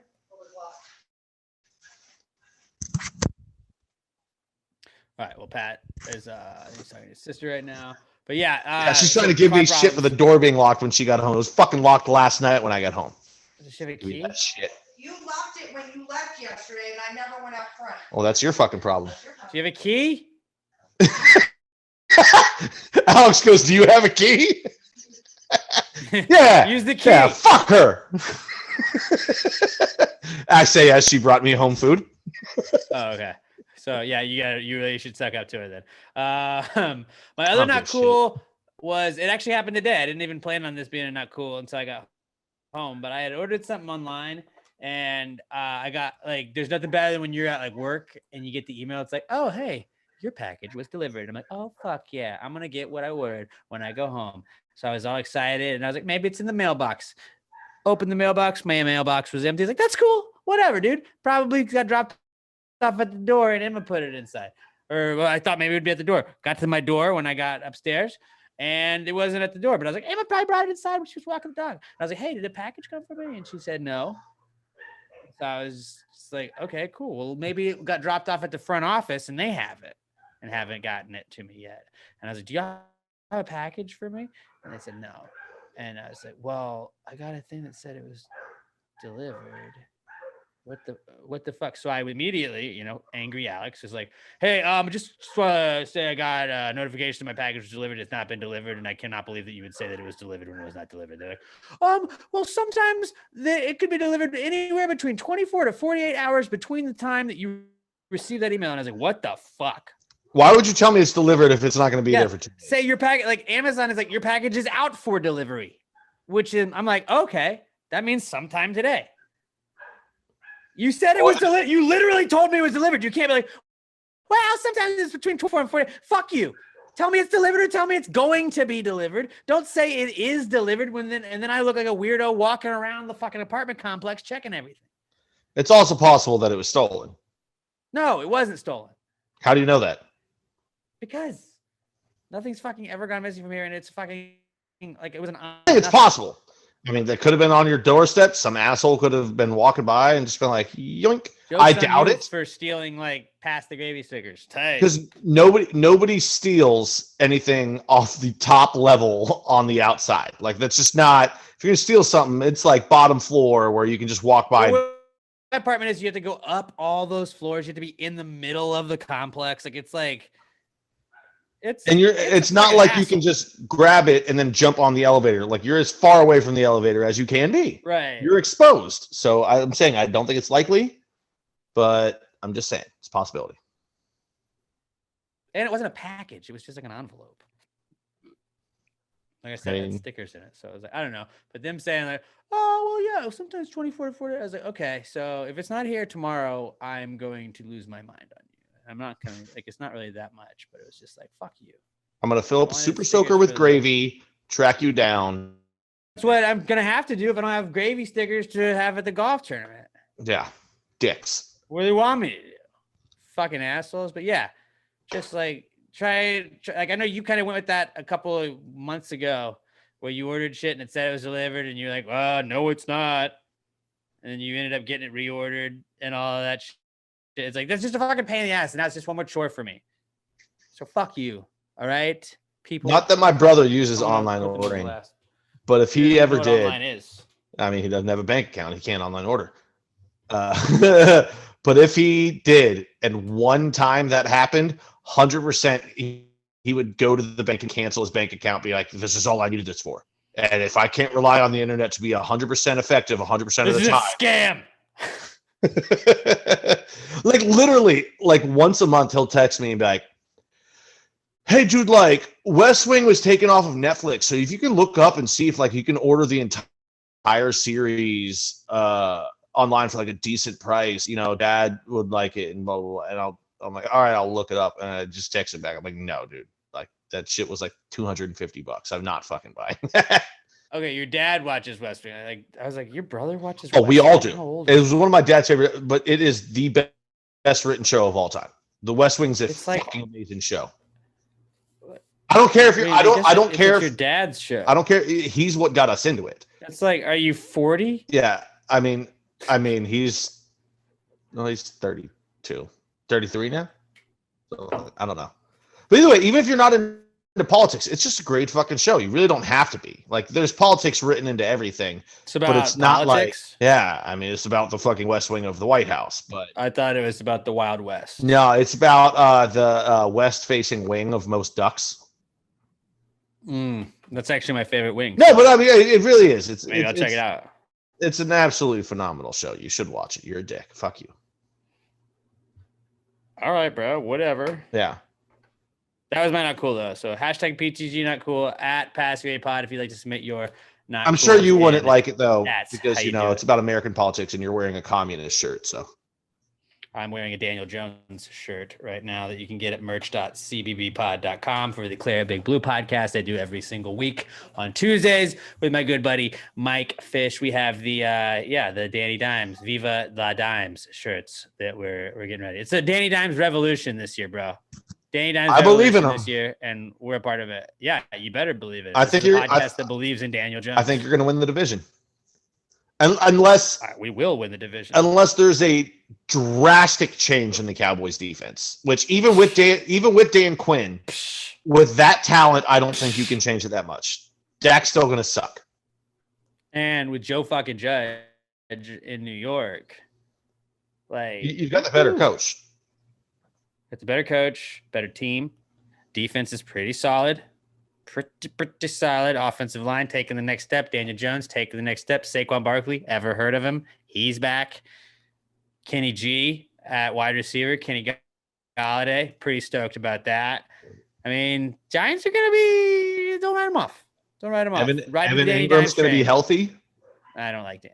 We don't talk about it. He's going to catch the ball this year? He hasn't caught the ball the first 4 years. I don't think he's gonna. I don't know if he's gonna match. This is the year. This is the year. Maybe he gets traded. And we get Kyle Pitts. I don't know.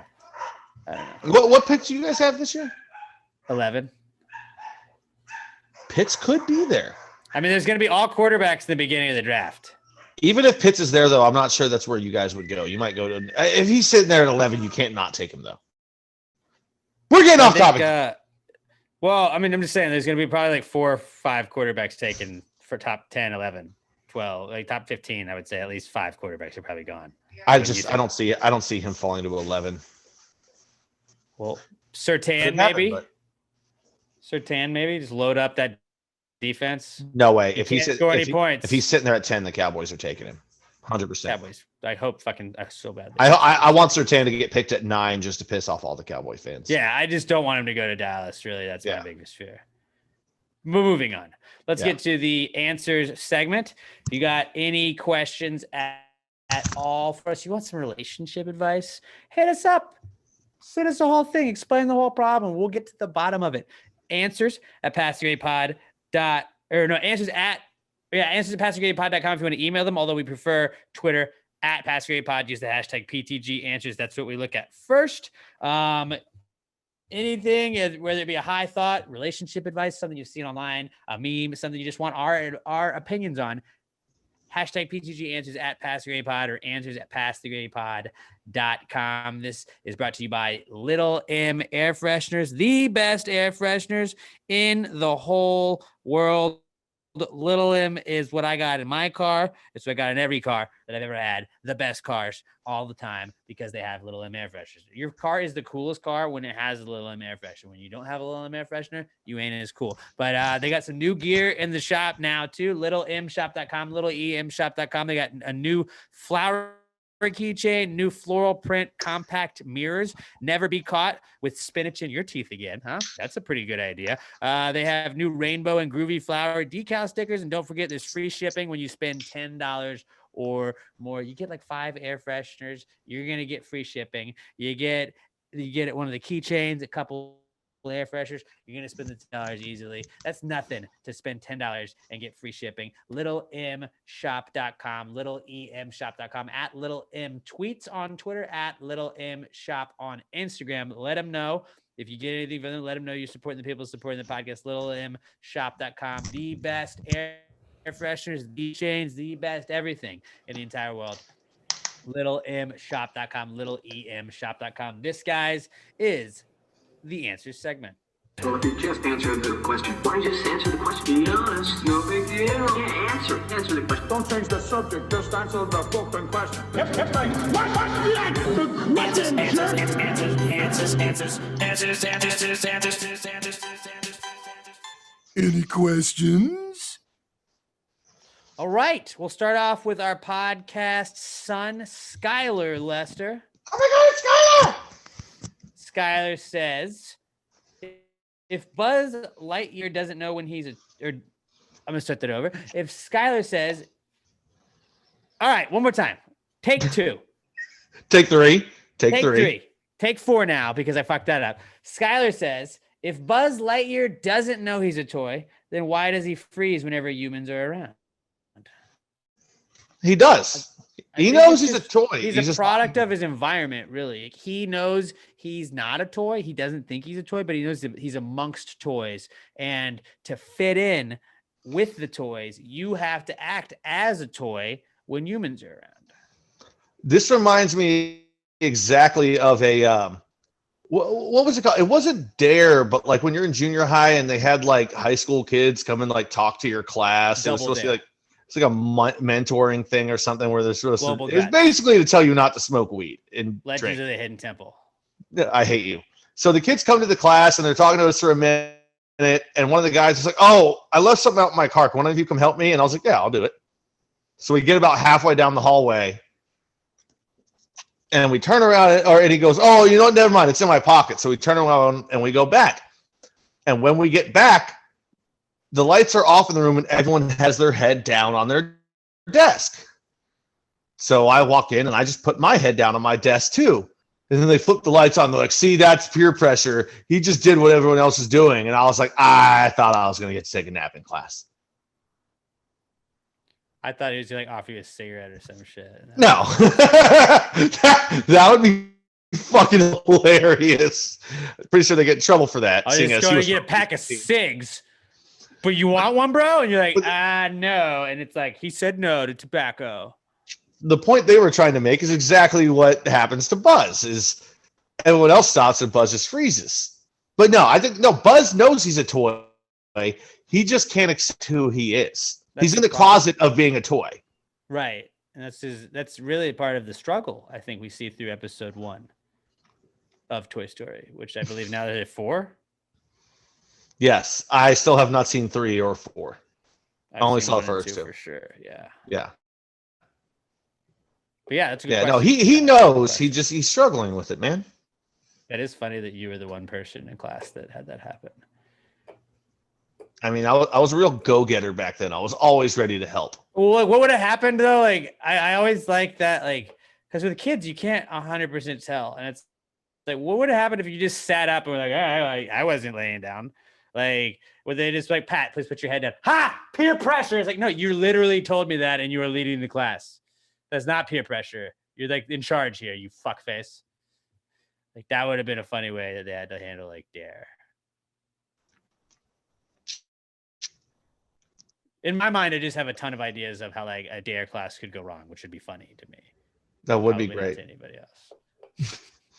Yeah, I don't know. I guess I could have walked in and just like tapped the kid next to me, like, "Hey, what the fuck is going on? You got drugs?" But no, I was just like, "Sweet, I get to put my head down in class, and I don't have to listen to a presentation from kids 4 years older than me. This is dope." Yeah, that's exactly like what your father Pat said, Skylar. Just don't do the drugs and don't be like Buzz. You know, you be you though.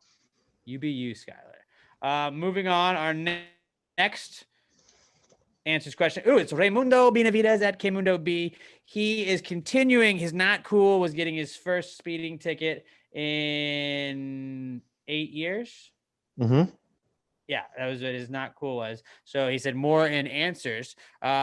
His answers question is, got a speeding ticket while not realizing how fast I was going because I was on autopilot. Then seeing the ticket say 60 and a 65, but the notes say 10 over. Should I try and get it dismissed or just do defensive driving? Get it dismissed.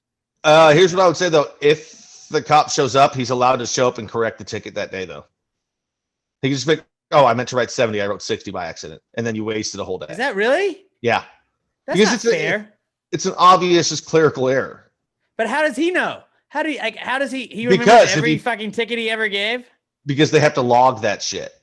And like if they log if you got gunned, it'll show like this day that person. Okay, Pat, his audio is cutting out.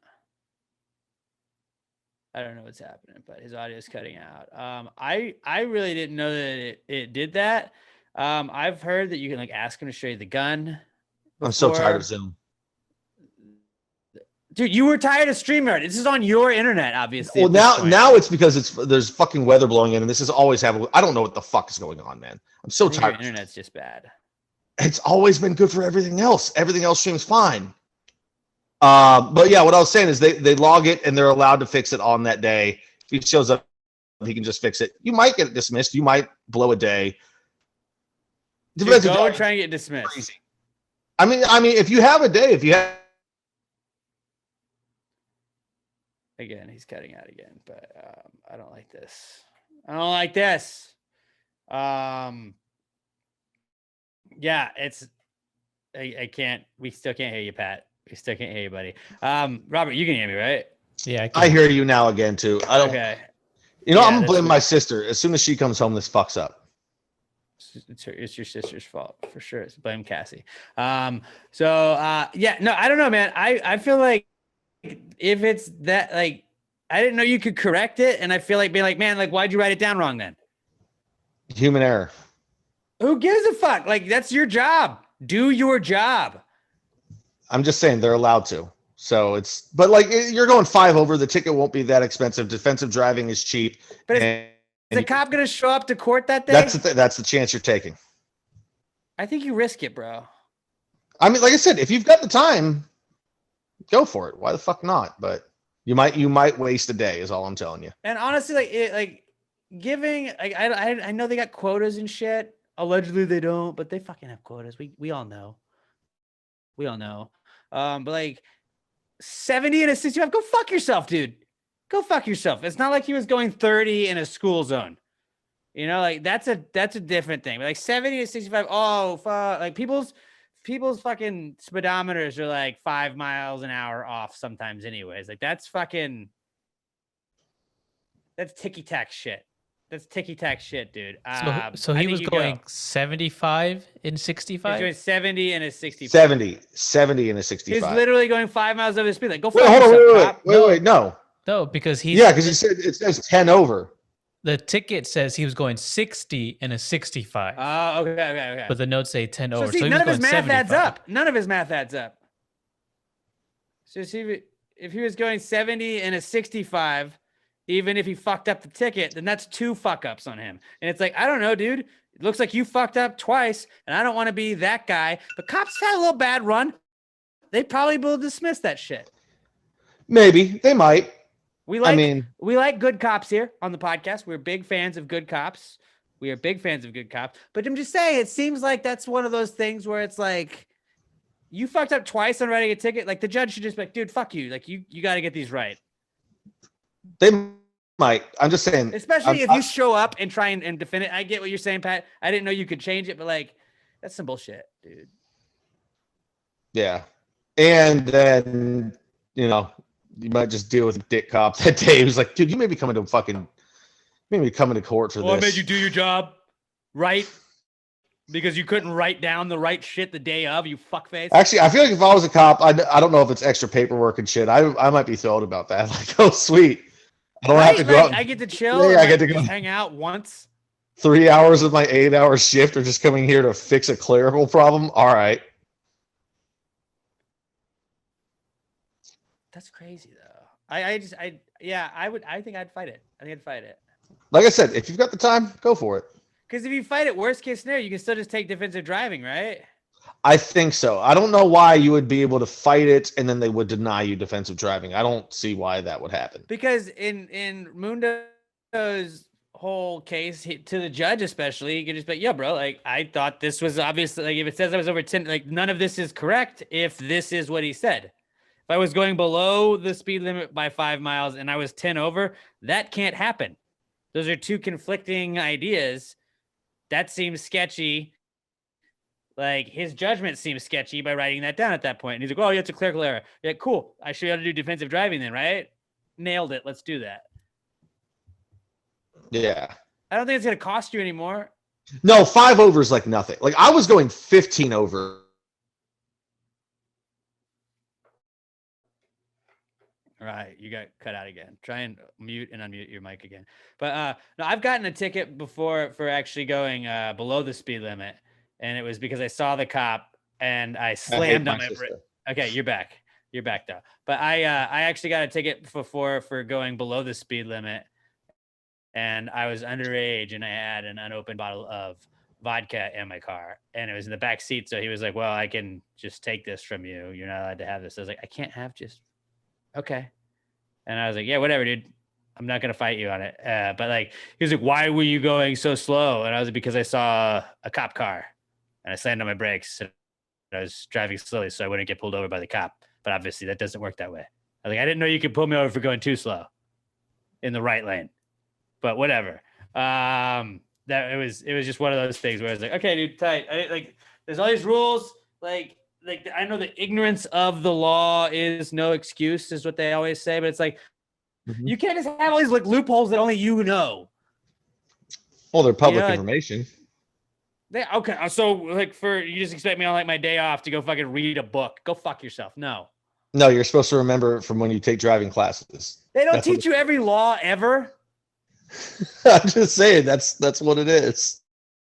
You're right. So like everybody that's 40 should remember all of the shit they took when they were 15. Well, you should know that it's it could be seen as unsafe driving. If you're going too slow on the road, that can cause accidents. How is it unsafe driving in the right lane?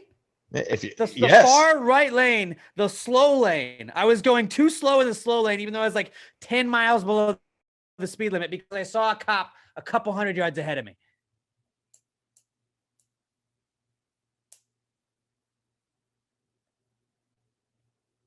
All right, whatever. Yeah, Pat's got yeah. I'm here. He's back. But like, still, fuck. Like, yeah, I don't know, Mundo. I think you challenged that. I think we challenged that. I think we've all voted you challenged Go that. for it, buddy. And be like, also, I don't want to be that guy, but like the gravy gang is on my side. And while we may not be attorneys, we are technically all together your attorneys. So if you need any representation, let me hit up with Gen Z Zach. He is a bird lawyer, a bird attorney. I also am an expert in bird law, as well as Charlie Kelly.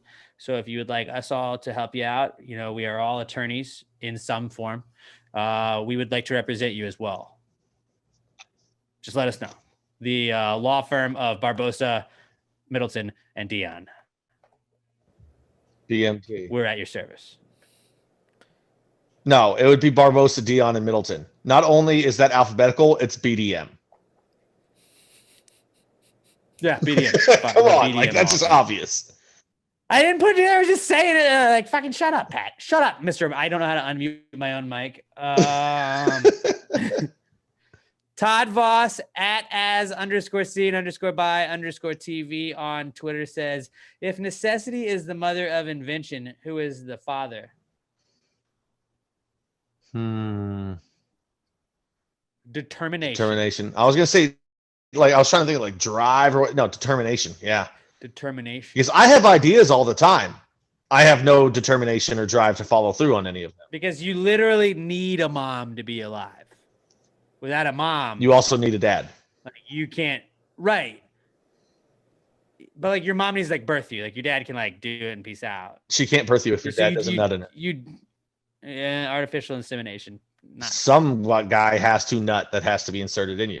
Someone somewhere, but the mom doesn't need that guy in. I don't know. I think that determination, necessity, mom, determination, dad. How many people have said over the years, well, I came up with that idea. I just didn't make it. Well, somebody else did. They had the determination. Right. And it's yeah, dude, that doesn't mean that you made it though. So yeah, I thought of Facebook. Okay. Actually, I would say necessity is the father, determination is the mother, because determination is the final go through. That's the birthing process. No, necessity is without the necessity, it's not possible because it's a necessity. Not true. I mean, pet rocks. A mom birthing you is a necessity. You have to have a mom to birth you. But the father is the determination. It's he was determined to get her pregnant or the mom was determined to go through with it. Sometimes the mom can be the determination as well. I'm just saying, there doesn't actually have to be necessity. I mean, who needed a pet rock? Somebody needed a pet rock. I'm just saying, I think we actually have it flipped. I think the mother is the determination. No, I disagree. Robert, what do you think? Yeah, I'm with Alex. You agree with the first way? Yeah. Okay. Well, fair enough. Finally. Fair enough. It was just an idea. Fair enough. All right. Kenya Valdez @Kenyatta Mandata on Twitter says, there are different penis sizes. Are there different vagina sizes? If so, what is the average? I have to assume there is because... Robert, I want to go to you for this one specifically. Your thoughts? There's got to be. Right, Pat? On to you. I don't I don't think a little person. Pass. I don't think a little person and a WNBA player have the same size vaginal canal. That just seems anatomically incorrect to me. Like I'm Googling average vagina size. I want to say I've read it's like 6 inches is the vaginal canal on average. Okay, on average, the vaginal canal is 3 to 6 inches long. If you need a visual aid, which we obviously do, that's roughly the length of your hand, but your vaginal canal can change shape in certain situations, like during sex or childbirth. So, like, this is a vaginal canal. My hand. This is the size of a vagina. Okay? There's deeper, there's shallower. I'm not trying to. There is no one size fits all. I'm not trying to be against women on this, and I feel like because like with everything going on in the world right now, this is a weird question to ask. But like, isn't there a difference in like being a little tighter? Like you can be tighter and you can be looser, but it could be still the same size. You know. That's not that. I think when he says size, I think he's thinking more of depth. Depth. And tightness and looseness is more of just a muscle strength thing. I mean, apparently the vagina is like one of the strongest things in the entire world because like it literally can birth a child, which is crazy. Also, C-section births, the original unboxing. That's just something I thought of right there. Get it? I mean, technically birth is just the original unboxing. Birthing videos, the original unboxing videos. Yeah. That plays, I think. Yeah. No, I'm thinking like peeling an orange. I was thinking C-section, you cut it open like a box, you know? Or is a sex change female to male operation video the original unboxing? You're getting rid of the box. Okay, now we're getting a weird spot. But let's go back to the question. No, I get you. I started this. Yes. This is my own fault. There are differences, and the average is 3 to 6. We looked it up. There are definitely different vagina sizes because, like, you know, there's a 12-inch dick some guys got, but I would say, I don't know, what the average penis size I would guess is between like 4 to 5 inches. That's huge. Like hard though, right? I don't know. I think it's like it changes country by country because every dude has looked this up. I think the average American is like 5.5, 5 1/4, something like that. The average American erect penis length was estimated at 6 inches. Okay, I guess to 5 inches, 5 to 6 inches. Yeah, somewhere in there.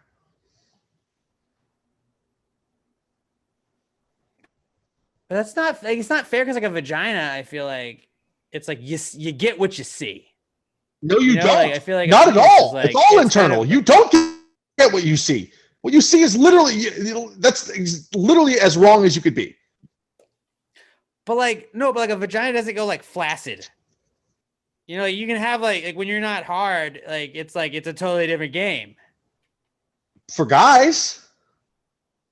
Like, because there's times where like I mean, I'm never proud of it. I would never want it to get out there, but like, you're about to say it on a podcast, so it's about to get out there. Okay. Well, like, yeah, you know, you're having a good dick day. You know? Yes. I'm having a good. This is a great dick. Yeah, day. It's nice. It's a little hot outside in the Texas summer. I'm wearing shorts. You know, I'm not in the pool or anything. I'm just walking around, and you get back in the house. Yeah, you whip it out to take a piss. And I'm having a good dick day. It's a good dick day. I think about that all the time. In my bathroom, my toilet's here. My mirror's on my left. So when I wake up in the morning to take a pee and I look to the side, some days you're like, yeah, I'm having a good dick day. Wow, well done. Good for me. Pee without my hands. I won't even use hands. I'll be peeing all over the fucking restroom. But I'm just like, yeah, good for you. You wake up when you're having a good dick day. You're like, you know what? I need to go put on some gray sweatpants. Wear those today. Right. Which my dick is still not like good enough to like look good in gray sweatpants. No. So like that's not gonna like draw the attention, but like I might think that. Oh, I gotta grab my charger. God damn it. Yeah, think about it. So yeah, I would say though that like so obviously the average vagina size 3 to 6 inches, but like there are definitely different vagina sizes then. What if you had just like a super tall vagina? It was like 8 inches tall. That seems weird. Not weird if you have an 8-inch vagina. I don't know. I'm in a weird spot. I don't know how to get out of this, Robert. Robert, help me get out of this. Talk about the next answers question. Kenya, fantastic question. Fantastic question. Like that really was like the great questions, the ones that really make us think. And I feel like we all learned a little bit today. We learned about good dick days. Maybe you ladies did. I learned that like vaginas can be between 3 to 6 inches. Yep. Did you know that during childbirth, sometimes they have to sew up the little gooch area? Did you know that? Yep. That's crazy. They split. I mean, it makes sense, but like that's like it's like, yeah, childbirth does suck. I get it. Who knew? Who knew? Right? Who would have thought? Childbirth, not easy. Yeah, so that answers that. I'm sorry. I'll move on. Kenya, I think you broke our brains, but also that was a very productive conversation that you started out of all of this. We need more Kenyas in this world, is what I'm saying. Kenya, woman of the year so far? I don't know. Her and Danielle Weston, maybe duking it out. Josh Treecottle at Joshua Tree 713 on Twitter. He says, do erasers slowly die because of your mistakes? Yes. Mm-hmm. Absolutely. Yeah. You killed it. What was your go-to eraser in school? Now, does not count if it was already attached. Like the ones that came on the pencil already don't count. Were you I'm the guy that puts the little thing on top of it when my eraser's gone, or I got the like fat eraser that's by itself? I had both, but I mean, if you had the choice, the fat eraser. That thing was elite. Yeah, but there were some of them that if you got the ones that just went on top of your pencil, those were like way better. Like if it was one that like it could erase anything, you're like, that's cool. Like, you know, when you get those laminated copies and it would still have like the black marks on them, like if you could erase the black marks, I'm like, this is the greatest eraser that's ever been made in the entire history of man. Yeah, but the fat one was dope too because you could like draw on it. You could stab your pencil in it. You could do this with it. You could spin your pencil with that. A little helicopter. Like, yeah, I think the fat one is probably the best one. You could erase really hard and like just tear a hole in your fucking paper. Mm-hmm. And like, sorry, I couldn't turn it in. Teach. My eraser was too elite. Yeah, sorry, my eraser's too good. My eraser was D1. Your paper was high school JV. Be better. I remember in college I had because you know when you had to buy your own Scantrons. I had I was doing a whole test and I realized I was on the wrong page. I was like looking at the wrong page and I was filling out the wrong like one was supposed to be like 20 and I started on the wrong side. And I was like, oh fuck. And like, then as I did that, I realized that I was on the other wrong side. And I don't know. It was the weirdest fucking test. I was just an idiot. And I was like, hey, I don't have any more Scantrons. Is there like, it's the middle of a test. Is there anybody like could I ask somebody? And like, I don't want to get in trouble for cheating. And she's like, no, you can go to the bookstore, but that's taking off your time of the test. I was like, oh, what? No. And I've never run as fast as I did in my entire life. I ran all the way across campus to the fucking bookstore. But what the fuck? And like, cause you can erase it enough, but I had already erased twice. And I was like, it's going to get fucked up in a Scantron. I'm going to miss all these questions. Not that I was going to get them right anyways, but it's like, I don't want to like be like Scantron fucked me over. So I did that. And then there used to be like a rumor about like, if you put chapstick on the end of the Scantron that it would like mark shit right. And I don't know. I definitely tried it, but I don't know if it ever paid off. But yeah, definitely go with the big eraser. Yeah. And yes, erasers definitely die because of our mistakes. 100%. All right. What we got next? Gen Z Zach Woodruff at Salsa 6800. He says, mimes, goth clowns. Yes. Absolutely. Robert. I don't even talk. I use my hands. Here's a rope. I feel like clowns could just be goth clowns too. No, because like no, because a lot of clowns they have the smiley face. They're happy. Right. and they talk. But like mimes don't like show emotion. A mime is like, I don't talk. If you talk, you just wouldn't get it. Like, that's such a goth thing. Like, Yeah. Mime's favorite bands are 100% My Chemical Romance. Mimes just wear a lot of black. Every mime listens to My Chem. Ain't nothing wrong Not with everybody My that listens to My Chemical Romance is a mime, but everybody that is a mime listens to My Chemical Romance. 100%. Yep. Nailed it. All right, our final question. Guess who's back? Guess who's back? Cassie J, the Squatch God. She emailed in this week and said, is the mall just an apartment complex for stores? Hell yes. It's where the store lives. 100%. It's 100% what a mall is. I mean, that is. How do you come up with that? That's what we love about Cassie. She's just like nothing for a while. And then just from the clouds, Cassie J, the Squatch God. We still don't know why she's a Squatch God. I don't know. Doesn't make sense. That's your email, but whatever. If you want to email it. She never emails us reasons why she's the Squatch God. She just emails us fucking questions, which is like, I mean, I'm not going to get mad at you for participating in the podcast, but I would like an answer. I think that's what she thrives off of. Cassie, I would assume is Cassie is a chick because it's Cassie. And I feel like she would have corrected me. I feel like she would have corrected me if she was a dude. I don't know any male Cassies.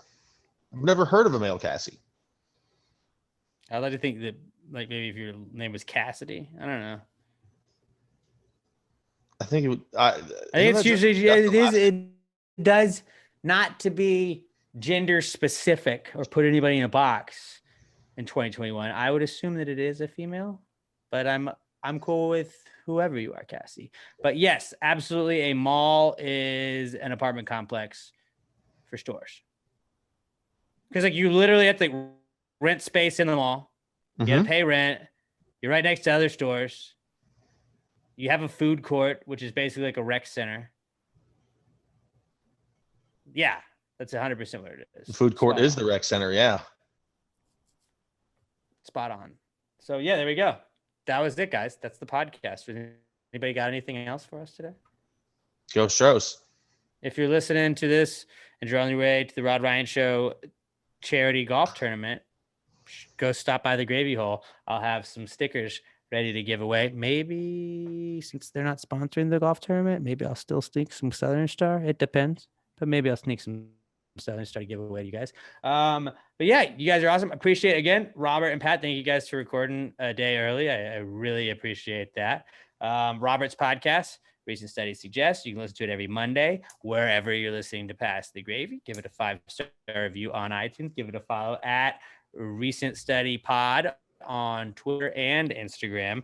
Go follow it on Facebook as well. We also have Claire at Big Blue podcast. We have Claire at Big Blues Days, my podcast with Mike Fish. We talk West Ham, we talk Giants, little soccer and football all the time. It's pretty sweet. You should go check it out. And that's also wherever else you listen to podcasts. Time Machine with Andrew Green. You can listen to that also. And then Disappointed but Not Surprised. Those girls are awesome. And shout out to the Weekly D podcast. They just did their 100th episode. Go check out their 100th episode now on iTunes, Spotify, and iHeartRadio. You guys are awesome. Thank you guys so much for tuning in. Give us a 5-star review. Please share us with a friend at Pass the Gravy Pod. Follow us on Twitter. I'm at Alex J. Middleton. Pat's at not Pat D, and Robert is at Robert Barbosa 03. And yeah, go review us on iTunes or Apple Podcasts and just roast us in the comments. Give us the 5-star review. Roast us in the comments. Best comment at the end of the year is going to win an award. We love you guys. You guys are the best. And until we talk to you guys next week, which will be a regular Wednesday episode. So no more earlier episodes for a little while. But until we talk to you guys next week, pass the gravy. You bitches! I caught it bad yesterday. You hit me with a call to your place. Ain't been out in a while anyway. Was hoping I could catch you throwing smiles in my face. Romantic talking, you don't even have to try.